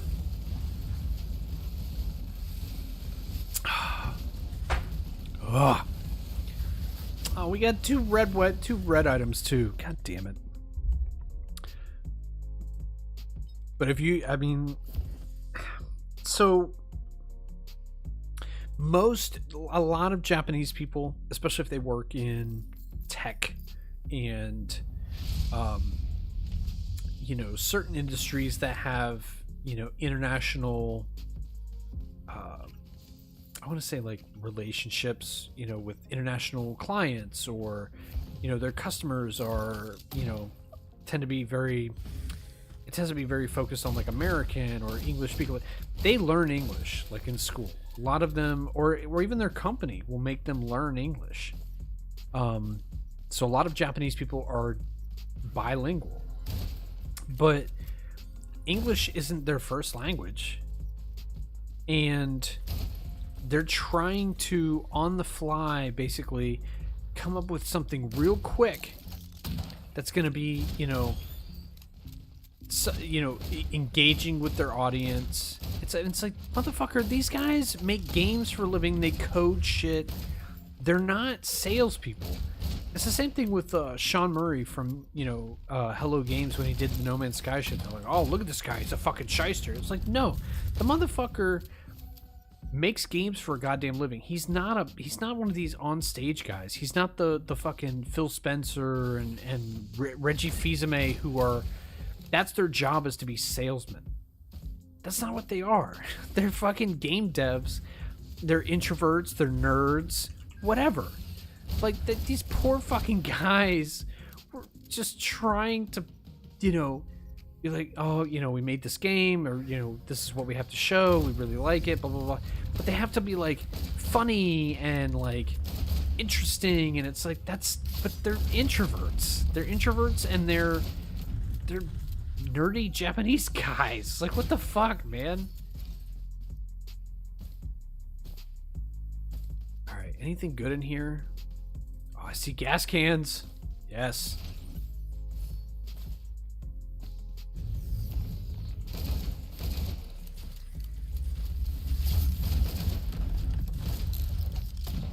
Oh, you fuck.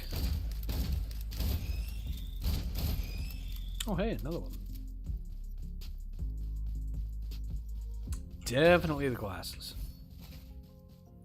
But yeah, like, some of those conferences, they're so magical. Oh, god damn. If I did do a drinking game with them, it would have to be on a day. I would probably have to do, like, I don't know, like a 12-hour stream. And, like, it would have to be a day where I've gotten plenty of rest. I've had a nice, you know, nutritious breakfast, a lot of vitamins, a lot of water, a lot of hydration, because Jesus Christ, I'd be shit-faced in 30 minutes, depending on my bingo card. Like, when I watched along with Funhouse, you know, their rules were meant to be, like, they were intentionally trying to get drunk. And some, like, the rules were, you know, for some years it was, oh, a woman on stage that doesn't talk. Like, that's pretty fucked up, but it's pretty fucking accurate. They would just have a lady on stage who was, you know, part of the presentation. Didn't say anything. She was just there. It was like, because I got mad when, like, the Gamergate shit happened. and people were like, "Oh, look at how bad gamers are." I was like, "Well, no, you're basically looking at like the Venn diagram of 4chan / poll fucking posters and people who happen to like video games. They were, they're not mutually exclusive. We have a little bit of cross section in gaming where you have some really shitty fucking people, and it's like that everywhere. But there were these fucking incels and fucking edgelords who, any woman in games journalism or gaming commentary, any of those channels, got like a shit ton of hate for no reason whatsoever, like none. And they were like, "Oh, look at how bad these guys are." It was like, well, no, look at how bad these guys are. Just stop calling them, "Look at how bad gamers are." Like, that's not what they are. Call them for what they are. They're pieces of shit. They just happen to be gamers. Like, but that was unfair because there was a lot of people who, as gamers, were pretty upset about that kind of stuff. And the whole fact of these, yes, games companies were buying reviews, and they were trying to game the system, just like the fucking music industry does with radio stations. They buy the radios, the station manager a Mercedes, like, "Hey, play this song 20 times a day." The fucking station manager is gonna make that happen. It's the same thing with these fucking games journalism, like websites and shit, like Kotaku and GameSpot and IGN and Machinima and all these fucking sites where their job is to get views. That's what they live on. So if, they have some breaking information, or they, have a pretty blonde chick. Fox News does it. Fox News has really hot fucking pundits and reporters and anchors and shit. Like, they're not stupid. Every fucking company does that. I don't want to watch, no offense, I don't want to watch some ugly bitch fucking read the news. I want somebody that's easy on the eyes. But my standards are different, but they go for someone who is objectively attractive. Good to look at. Doesn't make you vomit in your mouth like when you watch and read the news. They don't have missing teeth and shit like that. But it was a problem where the industry as a whole, like, had to reevaluate what it was doing. But instead they were like, "Oh, look, women are in gaming now. Pfft, what the fuck? Feminists are everywhere. Guys, our days are numbered. They're taking over." I was like, really? You can't let them be part of it? You're so fucking insecure and fragile that a woman starts, like, saying, "Oh, I really like games and I, have something to say about them." All of a sudden she's a fucking, she's some kind of weird intruder into your community. It's fucking weird. But it was funny to watch. It's funny. I don't know. It's funny to watch that fragile masculinity, but it's scary at the same time because it's that same shit that women have to be fucking scared of when they like my friend, my ex, who went on a fucking date with a guy, and then, within half an hour of the date ending where she didn't fuck him, he's essentially calling her a fucking whore and a cock tease and all this other shit. And it was like, dude, you really can't take rejection? What the fuck's wrong with you?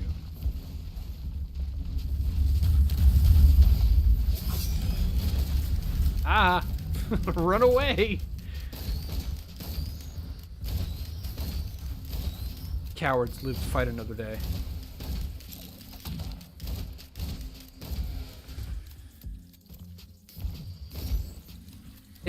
I don't know, like, it's funny to see because some of the guys, and like, I gotta find that video where the guy went on a date and he was basically projecting. He was like, "Oh, she had a good time, but I think she was just doing that to not hurt my feelings." It was like, dude, you can't look at it and be like, maybe she actually had a good time. Like, there always has to be some, like, there always has to be something bad going on, or some kind of manipulation, or some kind of sneaky like ulterior motive. Like there has to be something, it's never surface layer. Like, she had a good time on the date, man, just take it. Like, it's so sad because some of them get trapped in that mindset where women are just out to get them and hurt them, and they don't like it, that when a woman like turns them down and is like, oh, I'm just not interested, and or whatever, they take it as an affront because women don't like that kind of person that they claim to be. Like, oh, she just says she wants to date an asshole. It's like, no, it's, you just didn't give her the right vibes. She wasn't into you. It doesn't mean she's a shitty person. And doesn't mean that she, that somehow she deserves less, or that, or that, that it's, maybe it's just, it's not necessarily your fault. It's just, it wasn't meant to be. Not every woman is a conquest, it's somebody to be, conquered. Like that guy was like, dude, you made out with her. She had a good, you could have just taken it slow. But he, and I understand, like, if I'm making out with a chick and I'm really into it and I'm horny and she's, giving me some vibes where, we're getting physical and it seems like it could, hey, this could go all the way. I would be kind of disappointed, but at the same time, I would be grateful for the opportunity to have what I got, and I would take it as, oh, maybe not this time, maybe the next time, And like she said, she had to work the next day. It wasn't like she was, no, this is moving too fast for me. I just need time to think. No, it was, hey, I gotta work tomorrow. I if I didn't have to, maybe we could have, done some shit. Who knows? But she kind of gave you the sign that she was into it physically. Like, it doesn't always have to be what you want, and if it isn't, it's not her fucking, it's not that she did something wrong. And that's what I fucking hate, is that attitude of, oh, she used me. Oh, she did that. It's like, can you fucking have some dignity for once in your goddamn life? And maybe think of her and what she wants. Maybe you were a little too aggressive. Maybe you were a little too, like, needy and fucking, and a little bit too desperate. The fact that he wouldn't stop asking her to go to his house, and she said, no, I really don't want to. After the first no, if he would have been like, hey, you know what? That's cool. Do you want me to call you a cab? Are you good to drive home? There's ways to do it, even if you're not being, like, you should be. That should be how you're really, you should be honest about it, if that's how you really feel. But even if you're not, at least be, swallow your pride. Be like, okay, hey, I really like tonight. I really want to see you again. Would you like to do this another time?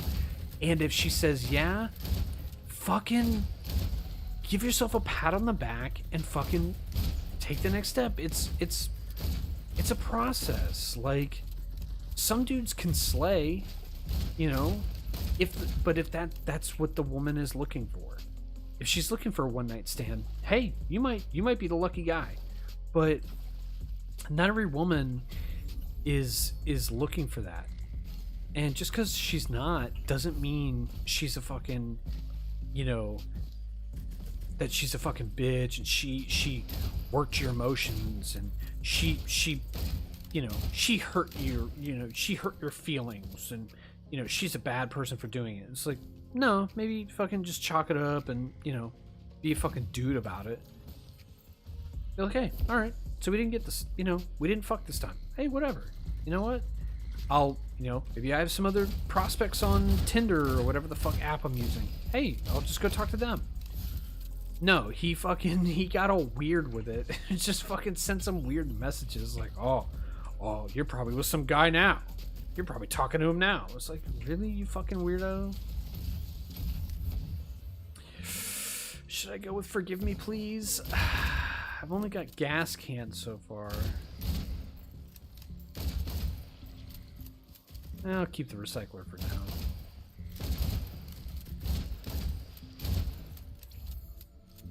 I don't know, man. Toxic masculinity is...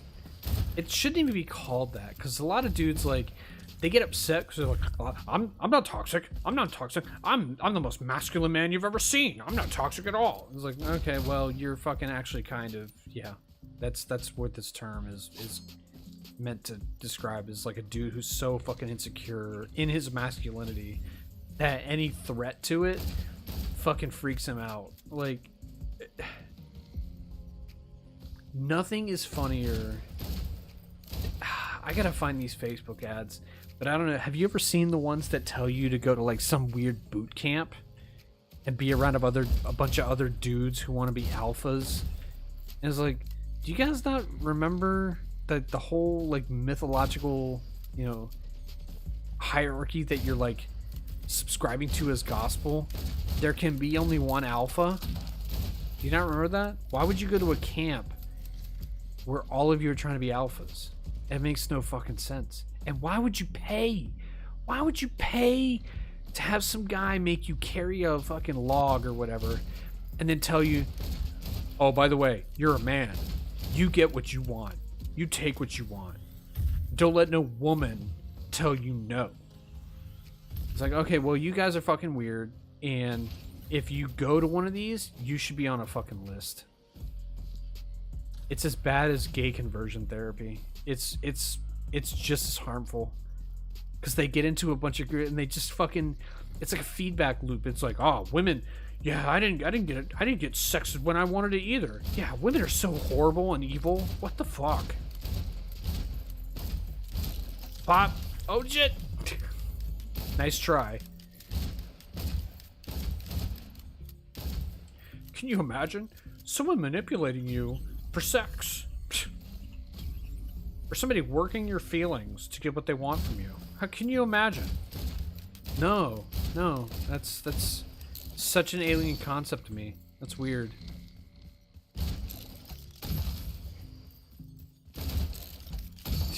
God, these jellyfish, get out of here.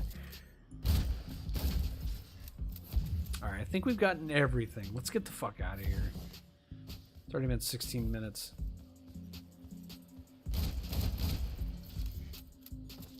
But I hate it because every time I see one of those on Facebook, like I click on it, so it's like Zuckerberg thinks he's like, oh, Kevin wants to be a fucking alpha. I should get him more, I should send him more of these targeted ads. It's like, no, I looked at it because it was funny as shit, and I wanted to see these guys look so cringy when they're like pretending to be in like boot camp, but it's boot camp for like dudes who suck. Like, it's dudes who are so hurt because they and the guys they get for the fucking the ads are hilarious. They look like a bunch of fuckboys. They look like fuckboys and like those weird like pretend military guys. It's hard to describe. Like, they have like buzz cuts, but they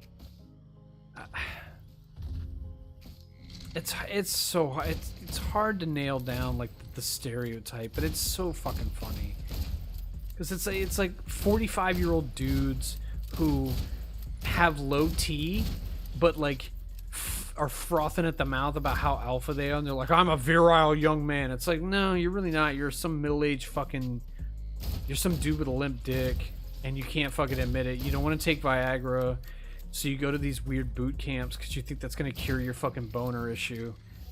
It's not, but good on you for paying $5,000 to say it like the fucking Days Inn in fucking Akron, Ohio, and then you go out to the woods for a day, and you call that boot camp. Yeah, good job. You're real alpha. Like, why are you not swimming in pussy, bro? Oh wait, it's because you had to pay $5 grand for someone to tell you how to swim in pussy. Okay. Where's the teleporter? Where the fuck is it?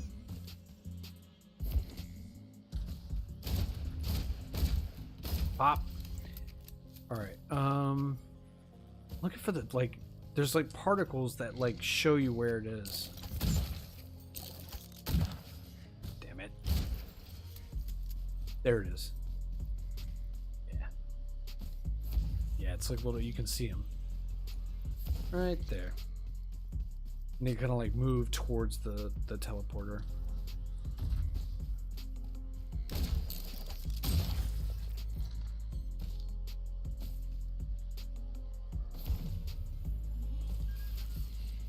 I swear to God, man, if they kill Steve on Stranger Things, you better fucking not. The guy had a great story arc, or a character arc. He fucking, you know, he stepped up. He's a decent guy. You know, he's not the brightest, but he's not stupid either. Like, he's legitimately,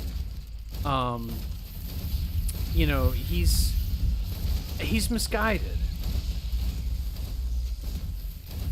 You know, but when it comes to, you know, forming relationships and stuff, Steve's got it figured out. Like, he's not afraid to, you know, kind of let his guard down a little bit. But yeah, he's still a, you know, he's a fuckboy, but God damn it, really? Got nothing that'll cause like damage over time. Fuck. Fuck. Fuck. Fuck. There we go. When they get low, they decide to like fucking kamikaze. Not kamikaze, but suicide bomb.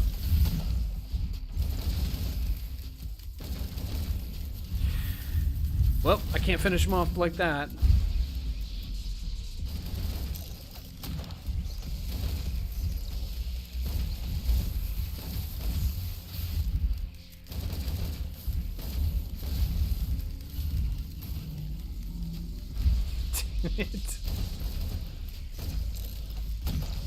I mean, I'd rather have these than like the fucking Stone Templars or the you know,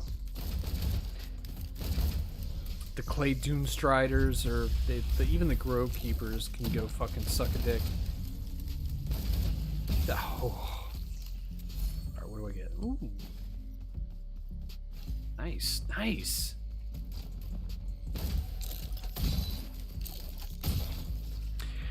But yeah.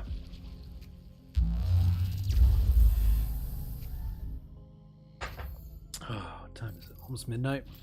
I'll go for a little bit longer. Probably next death I'll fucking call it a night. Hello. I'm here now.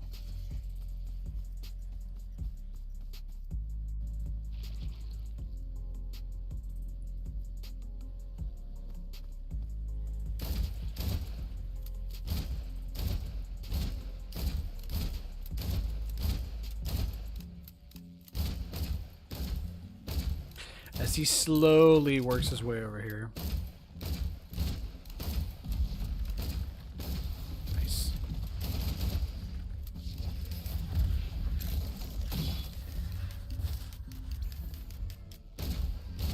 It's always a bad sign when these start showing up. Little imps. Ugh. Oh man, stuff's getting expensive. Inflation's hitting here harder than it is in the United States. Fuck.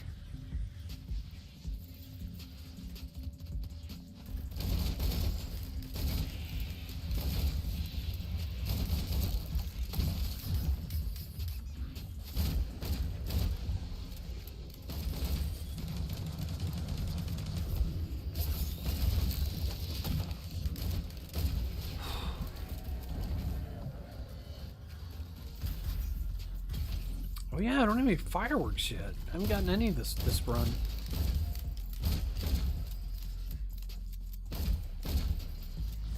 Fireworks are great. I don't care what anybody tells you. Ow!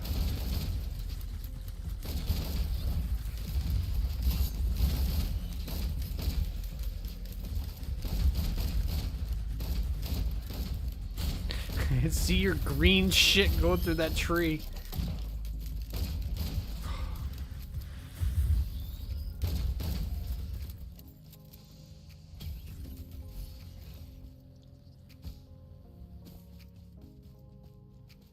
It.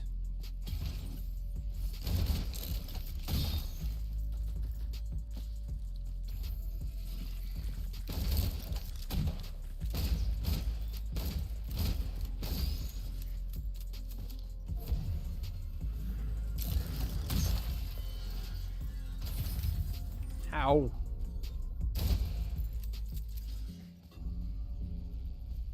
Why am I doing this? I don't have any fireworks. Fireworks are only good when you know. When you actually have them, then you pop all these interactables.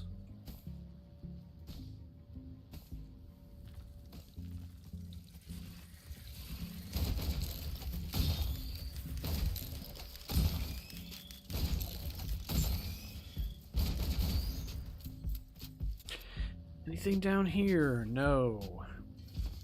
Ooh, what do we got over there?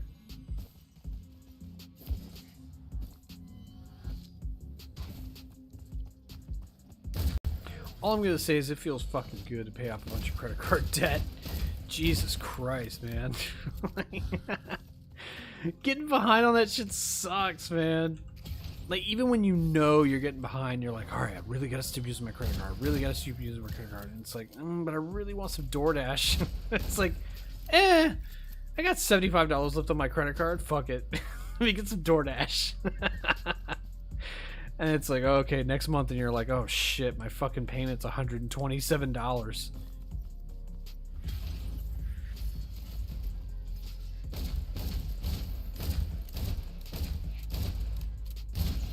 Bop. I don't have any fireworks. Why the fuck am I doing? My fucking teddy bear ate that one. So what that's supposed to do is when you use that, you're supposed to take 50% health. But I have an item that has a chance to negate any damage. And it fucking happened to, you know, activate right as I used that thing. So I didn't actually take the half health. That's cool shit. It's because I have two of them. 2 teddy bears. Tougher times.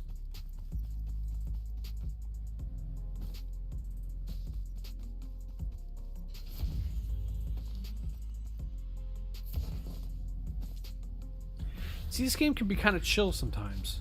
Until you get to like the 3rd or 4th stage, and then it's just non-stop enemies the entire fucking time.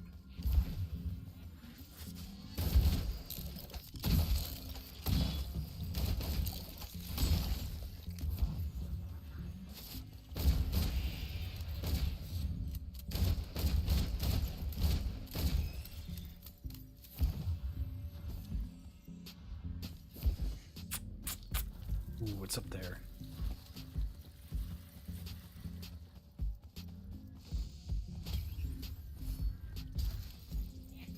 Fuck it, I'll take it.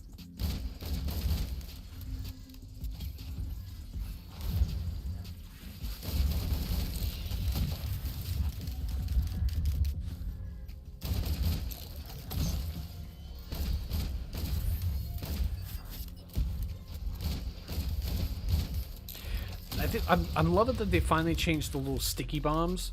So the sticky bombs have a chance to attach themselves to enemies, right? Well, what happens when you kill an enemy? It used to be that the sticky bomb would just stay where it attached. Now they actually drop to the ground. So if you kill like a flying enemy or whatever, oh, thank God, that's a good one. So now when you kill an enemy, the sticky bomb will fall and then go off wherever it lands, which is good. Like, you know.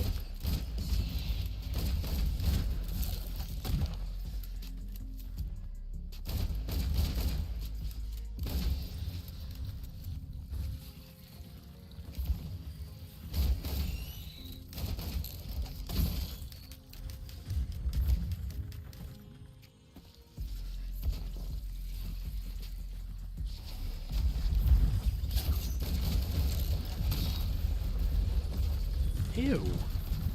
I should have recycled that. That sucks.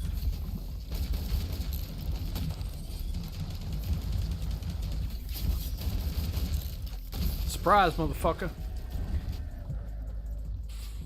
Hmm. No.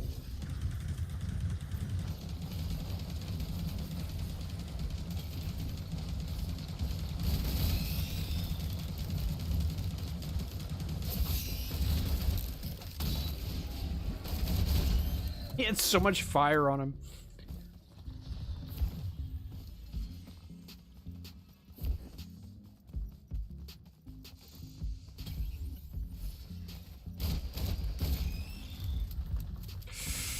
Which one? We'll go with the missile launcher. That'll be fine.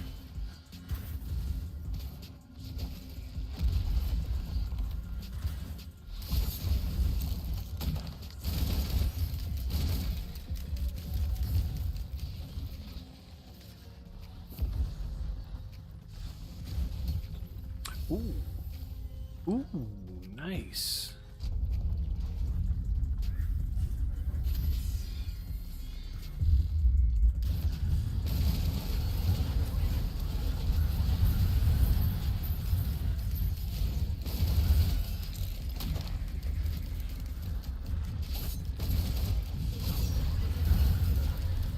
Oh, there's two of them? Fuck!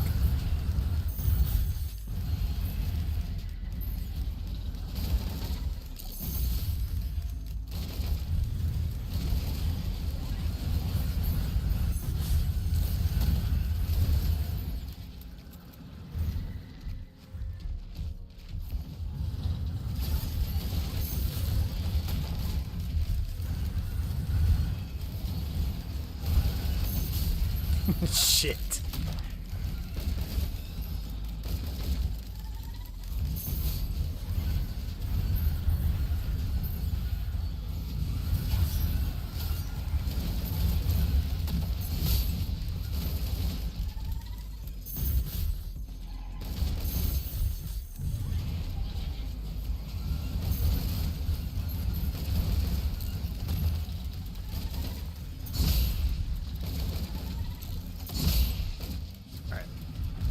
Oh, come on. Why are you still alive?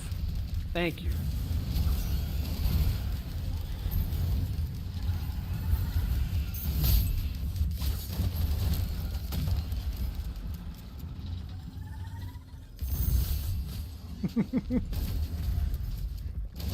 Hello? Shoot him right in his giant eyeball.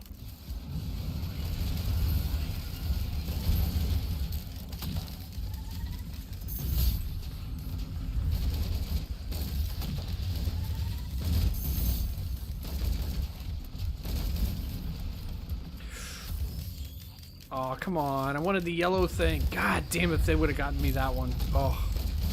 Be game over.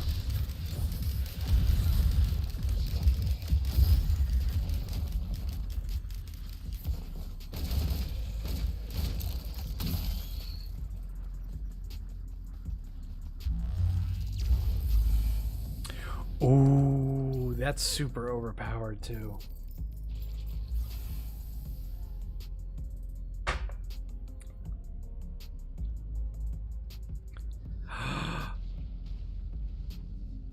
Oh, the healing doesn't keep up with the shield.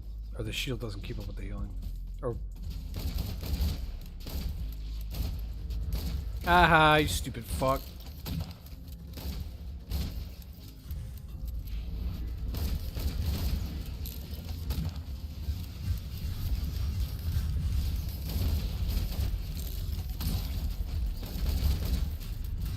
No, no, no, no. Oh, come on. Fuck. Ouch.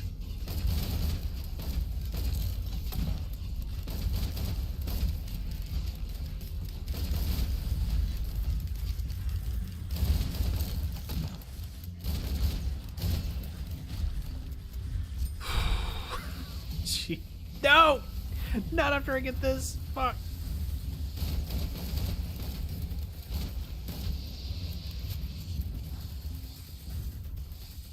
Slowly, it's better, yeah.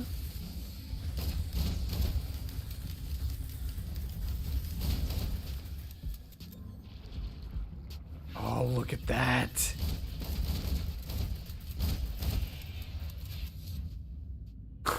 Nice.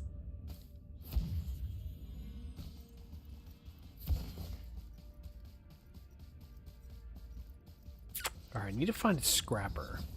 I see you, fuckface.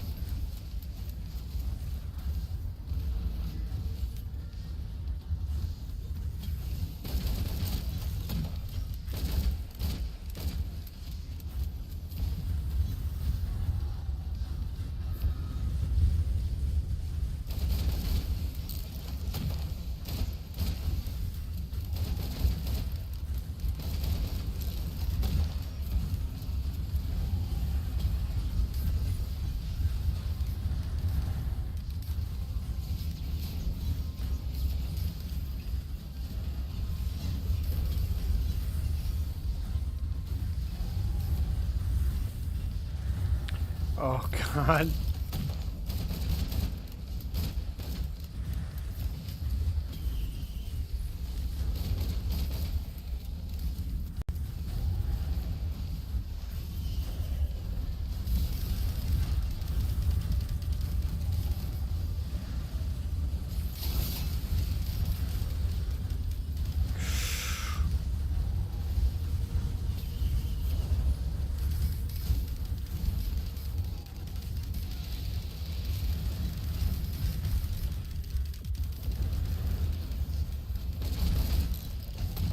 Oh. Ah.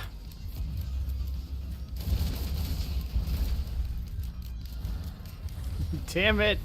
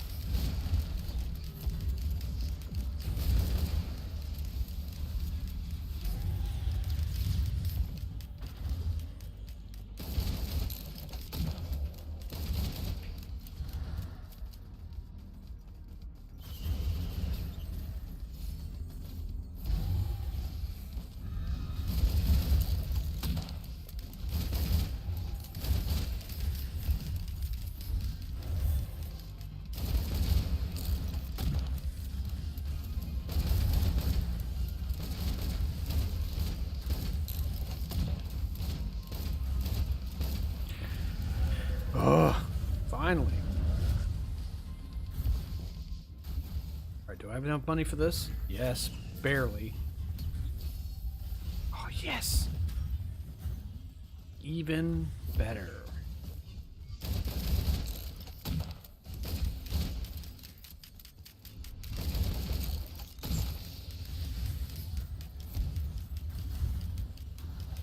Man, I hate that, like, I'm always getting like secondhand information on Facebook because I don't want to download TikTok. Number one, it's fucking annoying. Number two, like, suddenly there's a bunch of articles that are like, oh, TikTok is spying on you. It's like, yeah, any more so than fucking Facebook and Instagram and fucking Twitter already do. Which is hilarious that, like, Elon Musk is like, my posts are being silenced. It's like, dude, people can't stop talking about you. Like, they just cannot help themselves.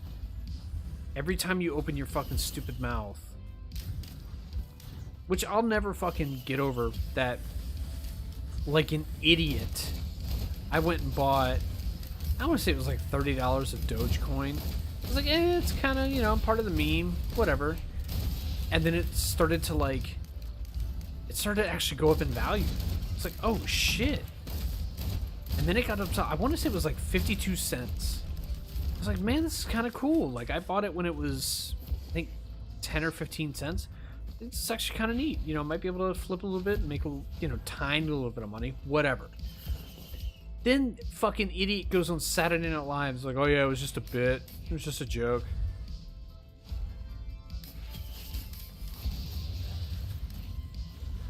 Like, you fucking asshole. Like,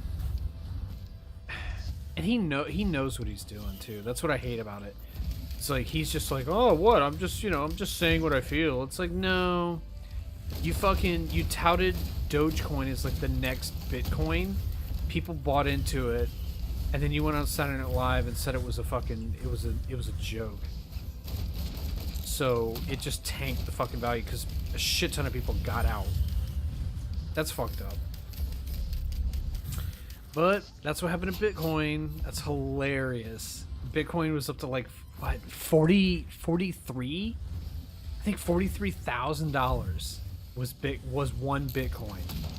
And there are some people who paid pennies on the dollar for their Bitcoins. And they were able to cash in a few of them for like a decent amount of money.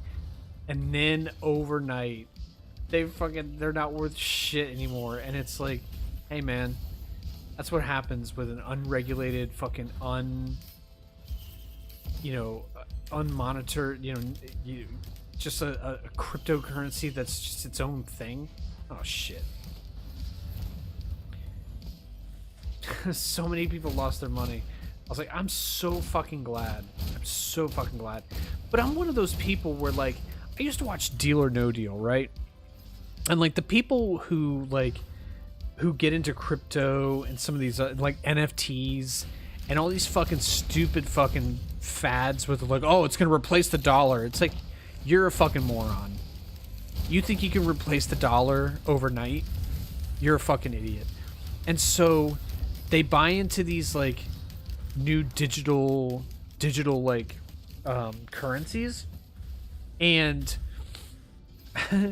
they fucking shit have it becomes a giant. It's like people are able to do like Ponzi schemes with them, and because it's not regulated, they can do whatever they want. So like there's a whole gray area of people who like was it Jake Paul tried to fucking, or Logan Paul tried to promote, what the fuck was their stupid fucking coin? Dink coin or whatever the fuck it was called. There was the Save the Kids thing and all these fucking cryptocurrencies, and it was all in like the last year. Because there was a shit ton of people like, oh, there's a fuck ton of people home right now. They've got disposable income because they're getting fucking COVID unemployment. Let's just take their money. So they did what they call pump and dumps. They would talk about how great this coin was. Oh, this is the next Bitcoin. This is the one, guys. You want to get in on the ground floor with my coin, Dink coin. And they get about, let's say they get 1,000 people to throw 15, 20, $100 in there. They see that they can make a fucking, who is it? Ice Poseidon? Ice Poseidon did that shit. He's this fucking Twitch streamer. He fucking did a pump and dump. And he was so unapologetic about it. He was like, nah, fuck it. They were stupid enough to give me money. I'm just going to keep it. That's what he should have said. But no, he was doing the whole, no, I'm just going to look out for myself, bro. Like, I made this much money and such and such. I'm keeping it. No, just fucking say that your followers and your viewers are so fucking stupid that you took their money and they're dumb enough to give it to you. You're just gonna keep it. Just fucking say it. Just fucking be honest about it. It's just hilarious that it happened over and over again, and each time they were like, no. This time it's legit. Like, really? This time?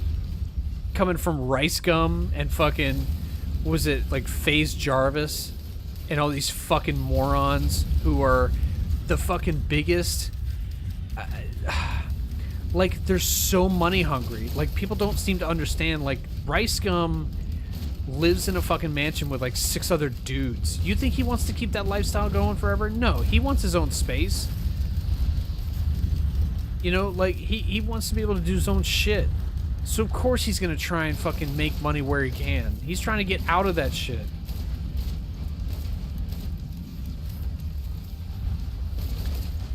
It's so fucking funny to watch. Cause like, I remember when Bitcoin was just fucking starting, like I had heard about it. I was like, I don't understand what this is. So it's like a digital currency? I was like, so how is it like, was it like PayPal or something? You just add money to a wallet and you're like, because I didn't know what the deep web was, or dark web. I didn't know what any of that was. And I didn't understand what cryptocurrency was either. Like I was like, I just don't get it. And I'm so glad I didn't put money into it because I didn't know what it was about. If I had just been one of these people who, and NFTs are the fucking, those are the even worse. Because there's people who genuinely don't understand what NFTs are and what they do. So who was it, like, you know, I think it was some group like basically crowdfunded together to like get a bunch of money together to fucking buy NFTs. They fucking bought Dune. I think they bought the screenplay to Dune as an NFT. They're like, oh, okay. Well, now we're gonna sue. What was it, New Line Cinema or whoever the fuck made a movie about it? We're gonna sue you because we own the screenplay. It was like, no, you don't. You own an NFT of the screenplay. You fucking idiot. It's like owning a JPEG of it and be like, we own the screenplay. Like, no, you fucking own a fucking picture of it. Congratulations, you're a fucking idiot. And you spent how much money on that? It was like 150 grand. And you thought you had the copyright to Dune? And these are the same people who invest in like Ponzi schemes, and we have to fucking bail them out with the FDIC and the SEC and the fucking Secret Service. Like everybody, we have to bail them out because they're like, oh, consumer protection. It's like, well, they're not consumers, they're fucking morons. There's a big difference. They just gave their money away to some shyster.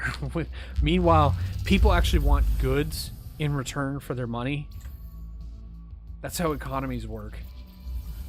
All right, so this is the level where, oh jeez, this is the level that you can actually finish the game with. But I think I need to do one more lap around the planet because I need certain items that I don't have yet.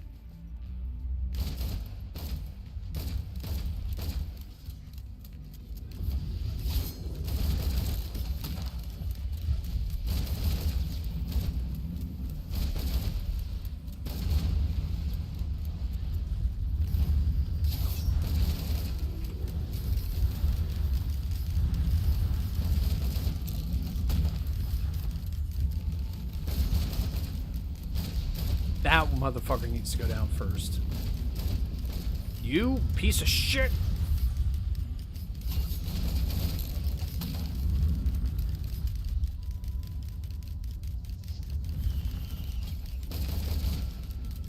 More gas cans, yes.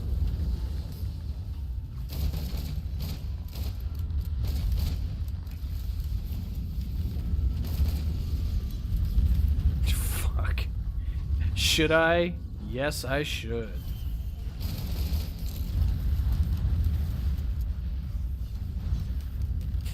Where are they going?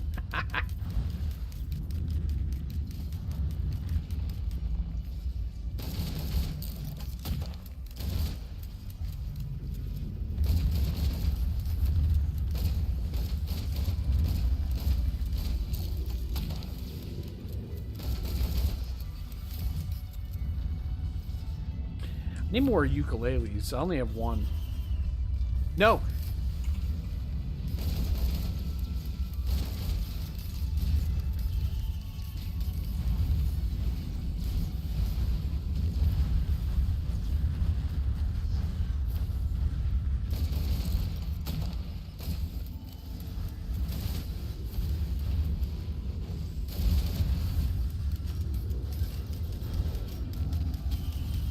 Oh, come on. Oh, I threw it off the edge. Damn it. Oh, it's a key. Yeah, whatever.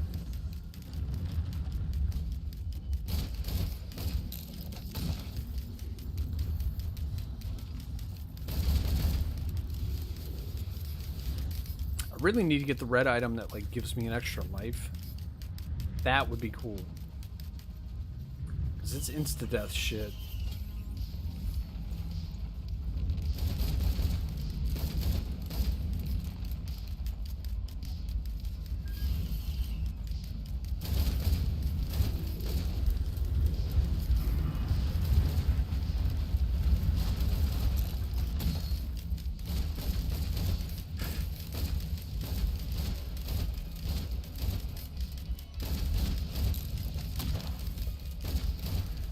Oh my god, that blue one still has so much health left. Come on.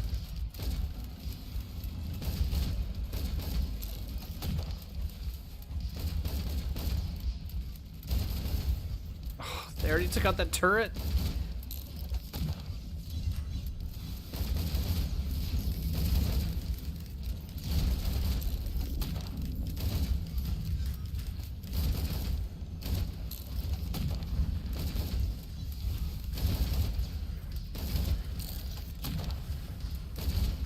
Oh.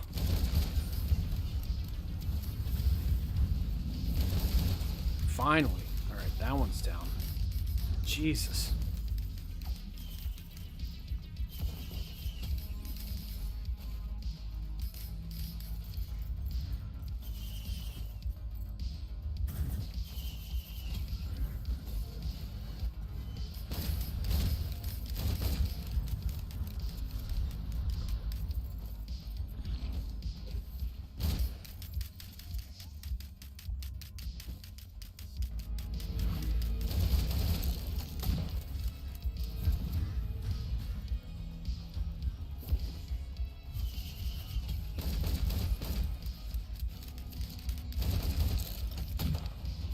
Wow, it's the first dagger I've gotten?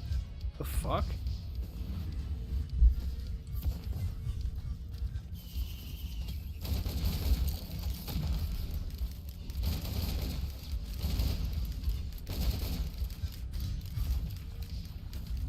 Ooh, what have we over here?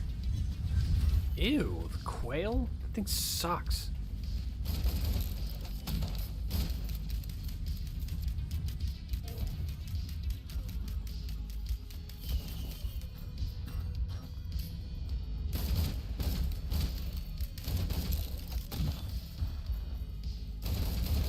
Fuck you going?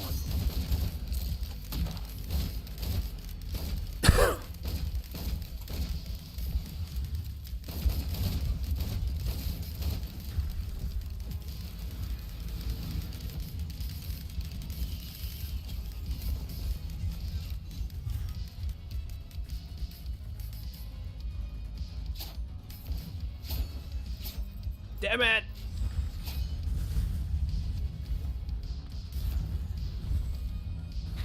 Time to run!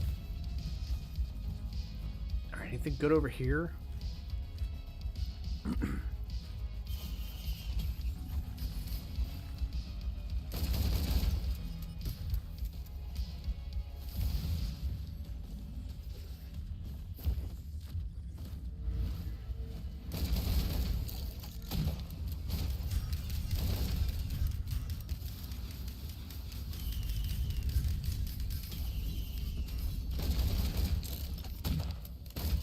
Shit.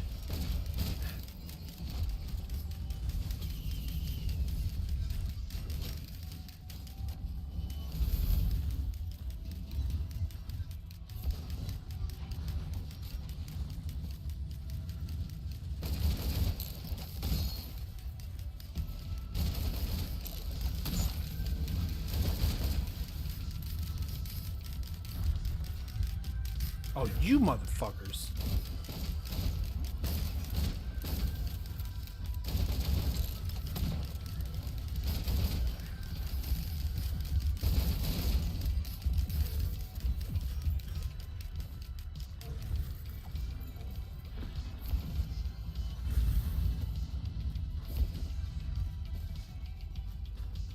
I'll never forget the fucking day. So I'm at work, right? And I work at the post office. And the way, as a letter carrier, you have a case for your route, and it's like a little like desk, and you have like shelves around you, where you organize your mail and stuff. And I'll never forget the day. So I'm listening to fucking YouTube, and I'm listening to Ralph the Movie Maker talk about ghost shows and how they're fucking fake, and like fucking psychic mediums or shysters and all this stuff, which is true. I 100% believe that. These people are fucking making this shit up as they go, and they're just taking people for a ride, and that's fucked up, man. Because nothing beats what's her name, Sylvia Brown, back in the 80s. She was everywhere. Every fucking major crime, she would be giving, she would be doing some fucking like seance to fucking divine the fucking location of the body, or what really happened. And she'd be she would be doing the talk show thing. She would be going on like Geraldo and fucking Phil Donahue and all these talk shows and shit. And there was a show, and there's a clip of her talking to a lady in the audience, and the lady's like, what, I forget what it was it her father? And Sylvia Brown is just talking out of her ass, like, she does the same thing that all psychic mediums do, where they're like, I'm getting the sense he's talking about something about money. Is there something with money? It's like, well, how many fucking people, when they die, there's an issue with the will, or people are trying to get an inheritance, or all of a sudden there's a complication with the fucking with whatever your settlement, or your annuity that you get from an inheritance, or whatever whatever the case may be. There's always an issue. So that's always a huge thing when someone dies. They think they're fucking clever because they're like, that people will believe it. It's like, well, no shit, because people are fucking dumb. But she was telling this lady, I think it was about her daughter, who had been sexually assaulted, right? She's fucking telling this lady, she's near water, she's in water. And the lady's like, well, no, nothing, nothing was, water had nothing to do with it. She's like, really? Because I'm getting the feeling of water. It's like, can you not prey on these fucking people who believe in this super fucking natural shit? And I'll never forget, like, I'm watching the fucking his because I don't believe in ghosts. I don't believe in the supernatural. We're just we're a series of fucking proteins and cells and neurons that fire based on chemical balances in our body. That's what thoughts are.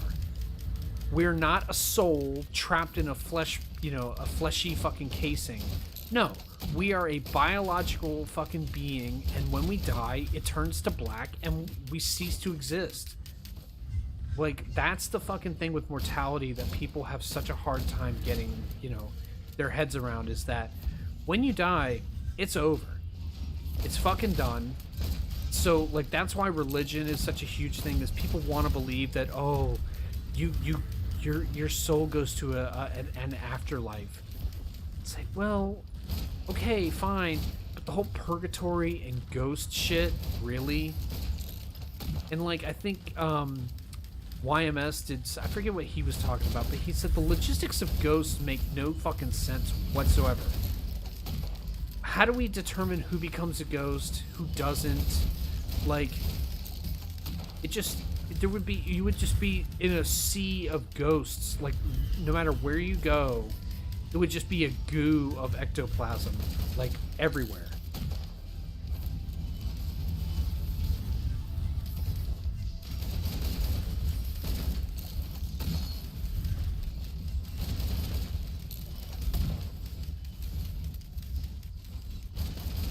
Oh, can one of you just die, please? Fuck.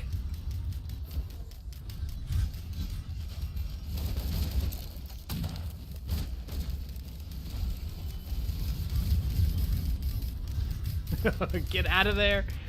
Time to run.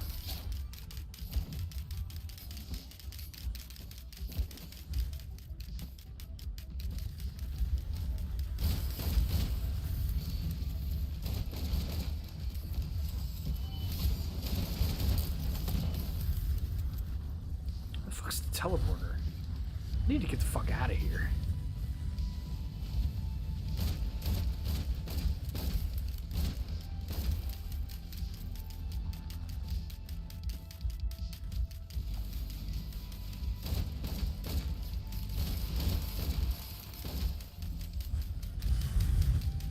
Isn't it over here?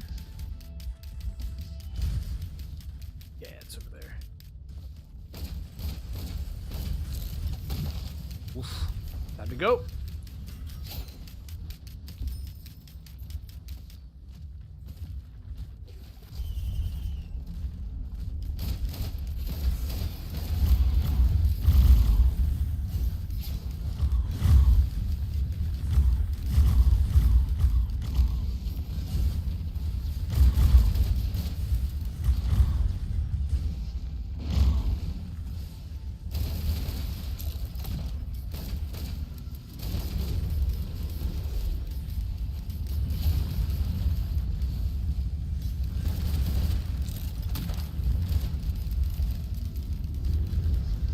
This is not good.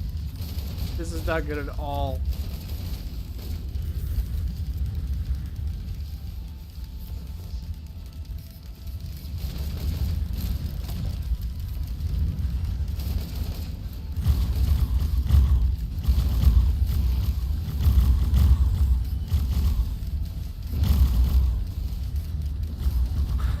God damn it. All these little motherfuckers.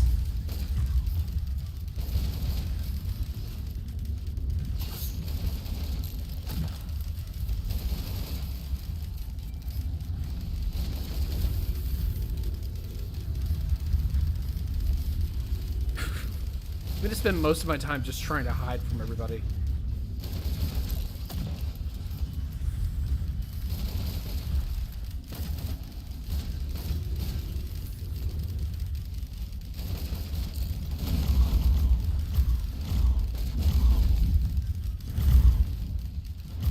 Damn it.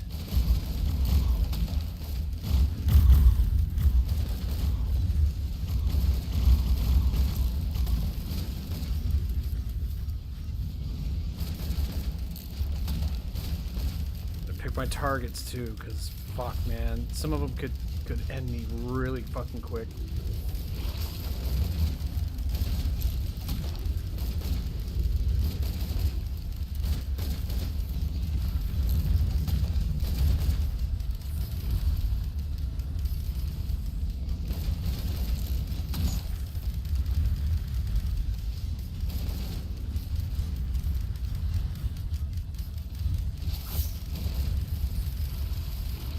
Ooh, that was close.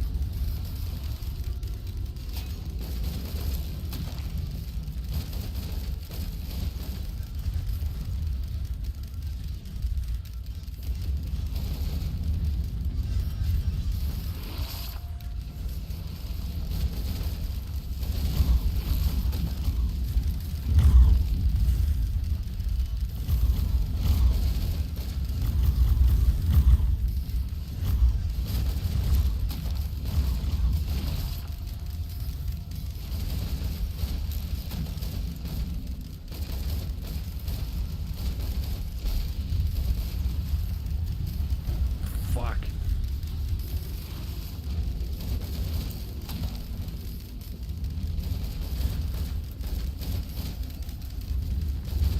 Ooh.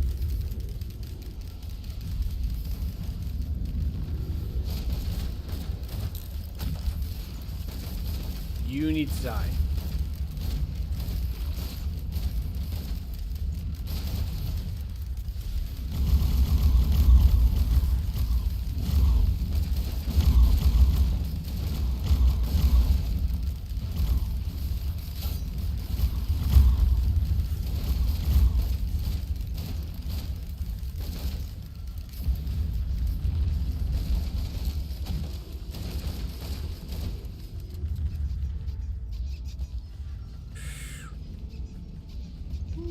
Please don't kill me. Why am I still on fire?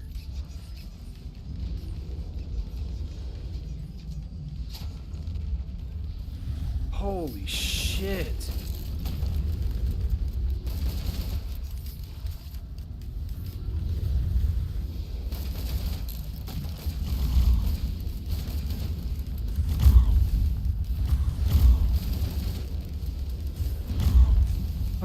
Now it's just me and you.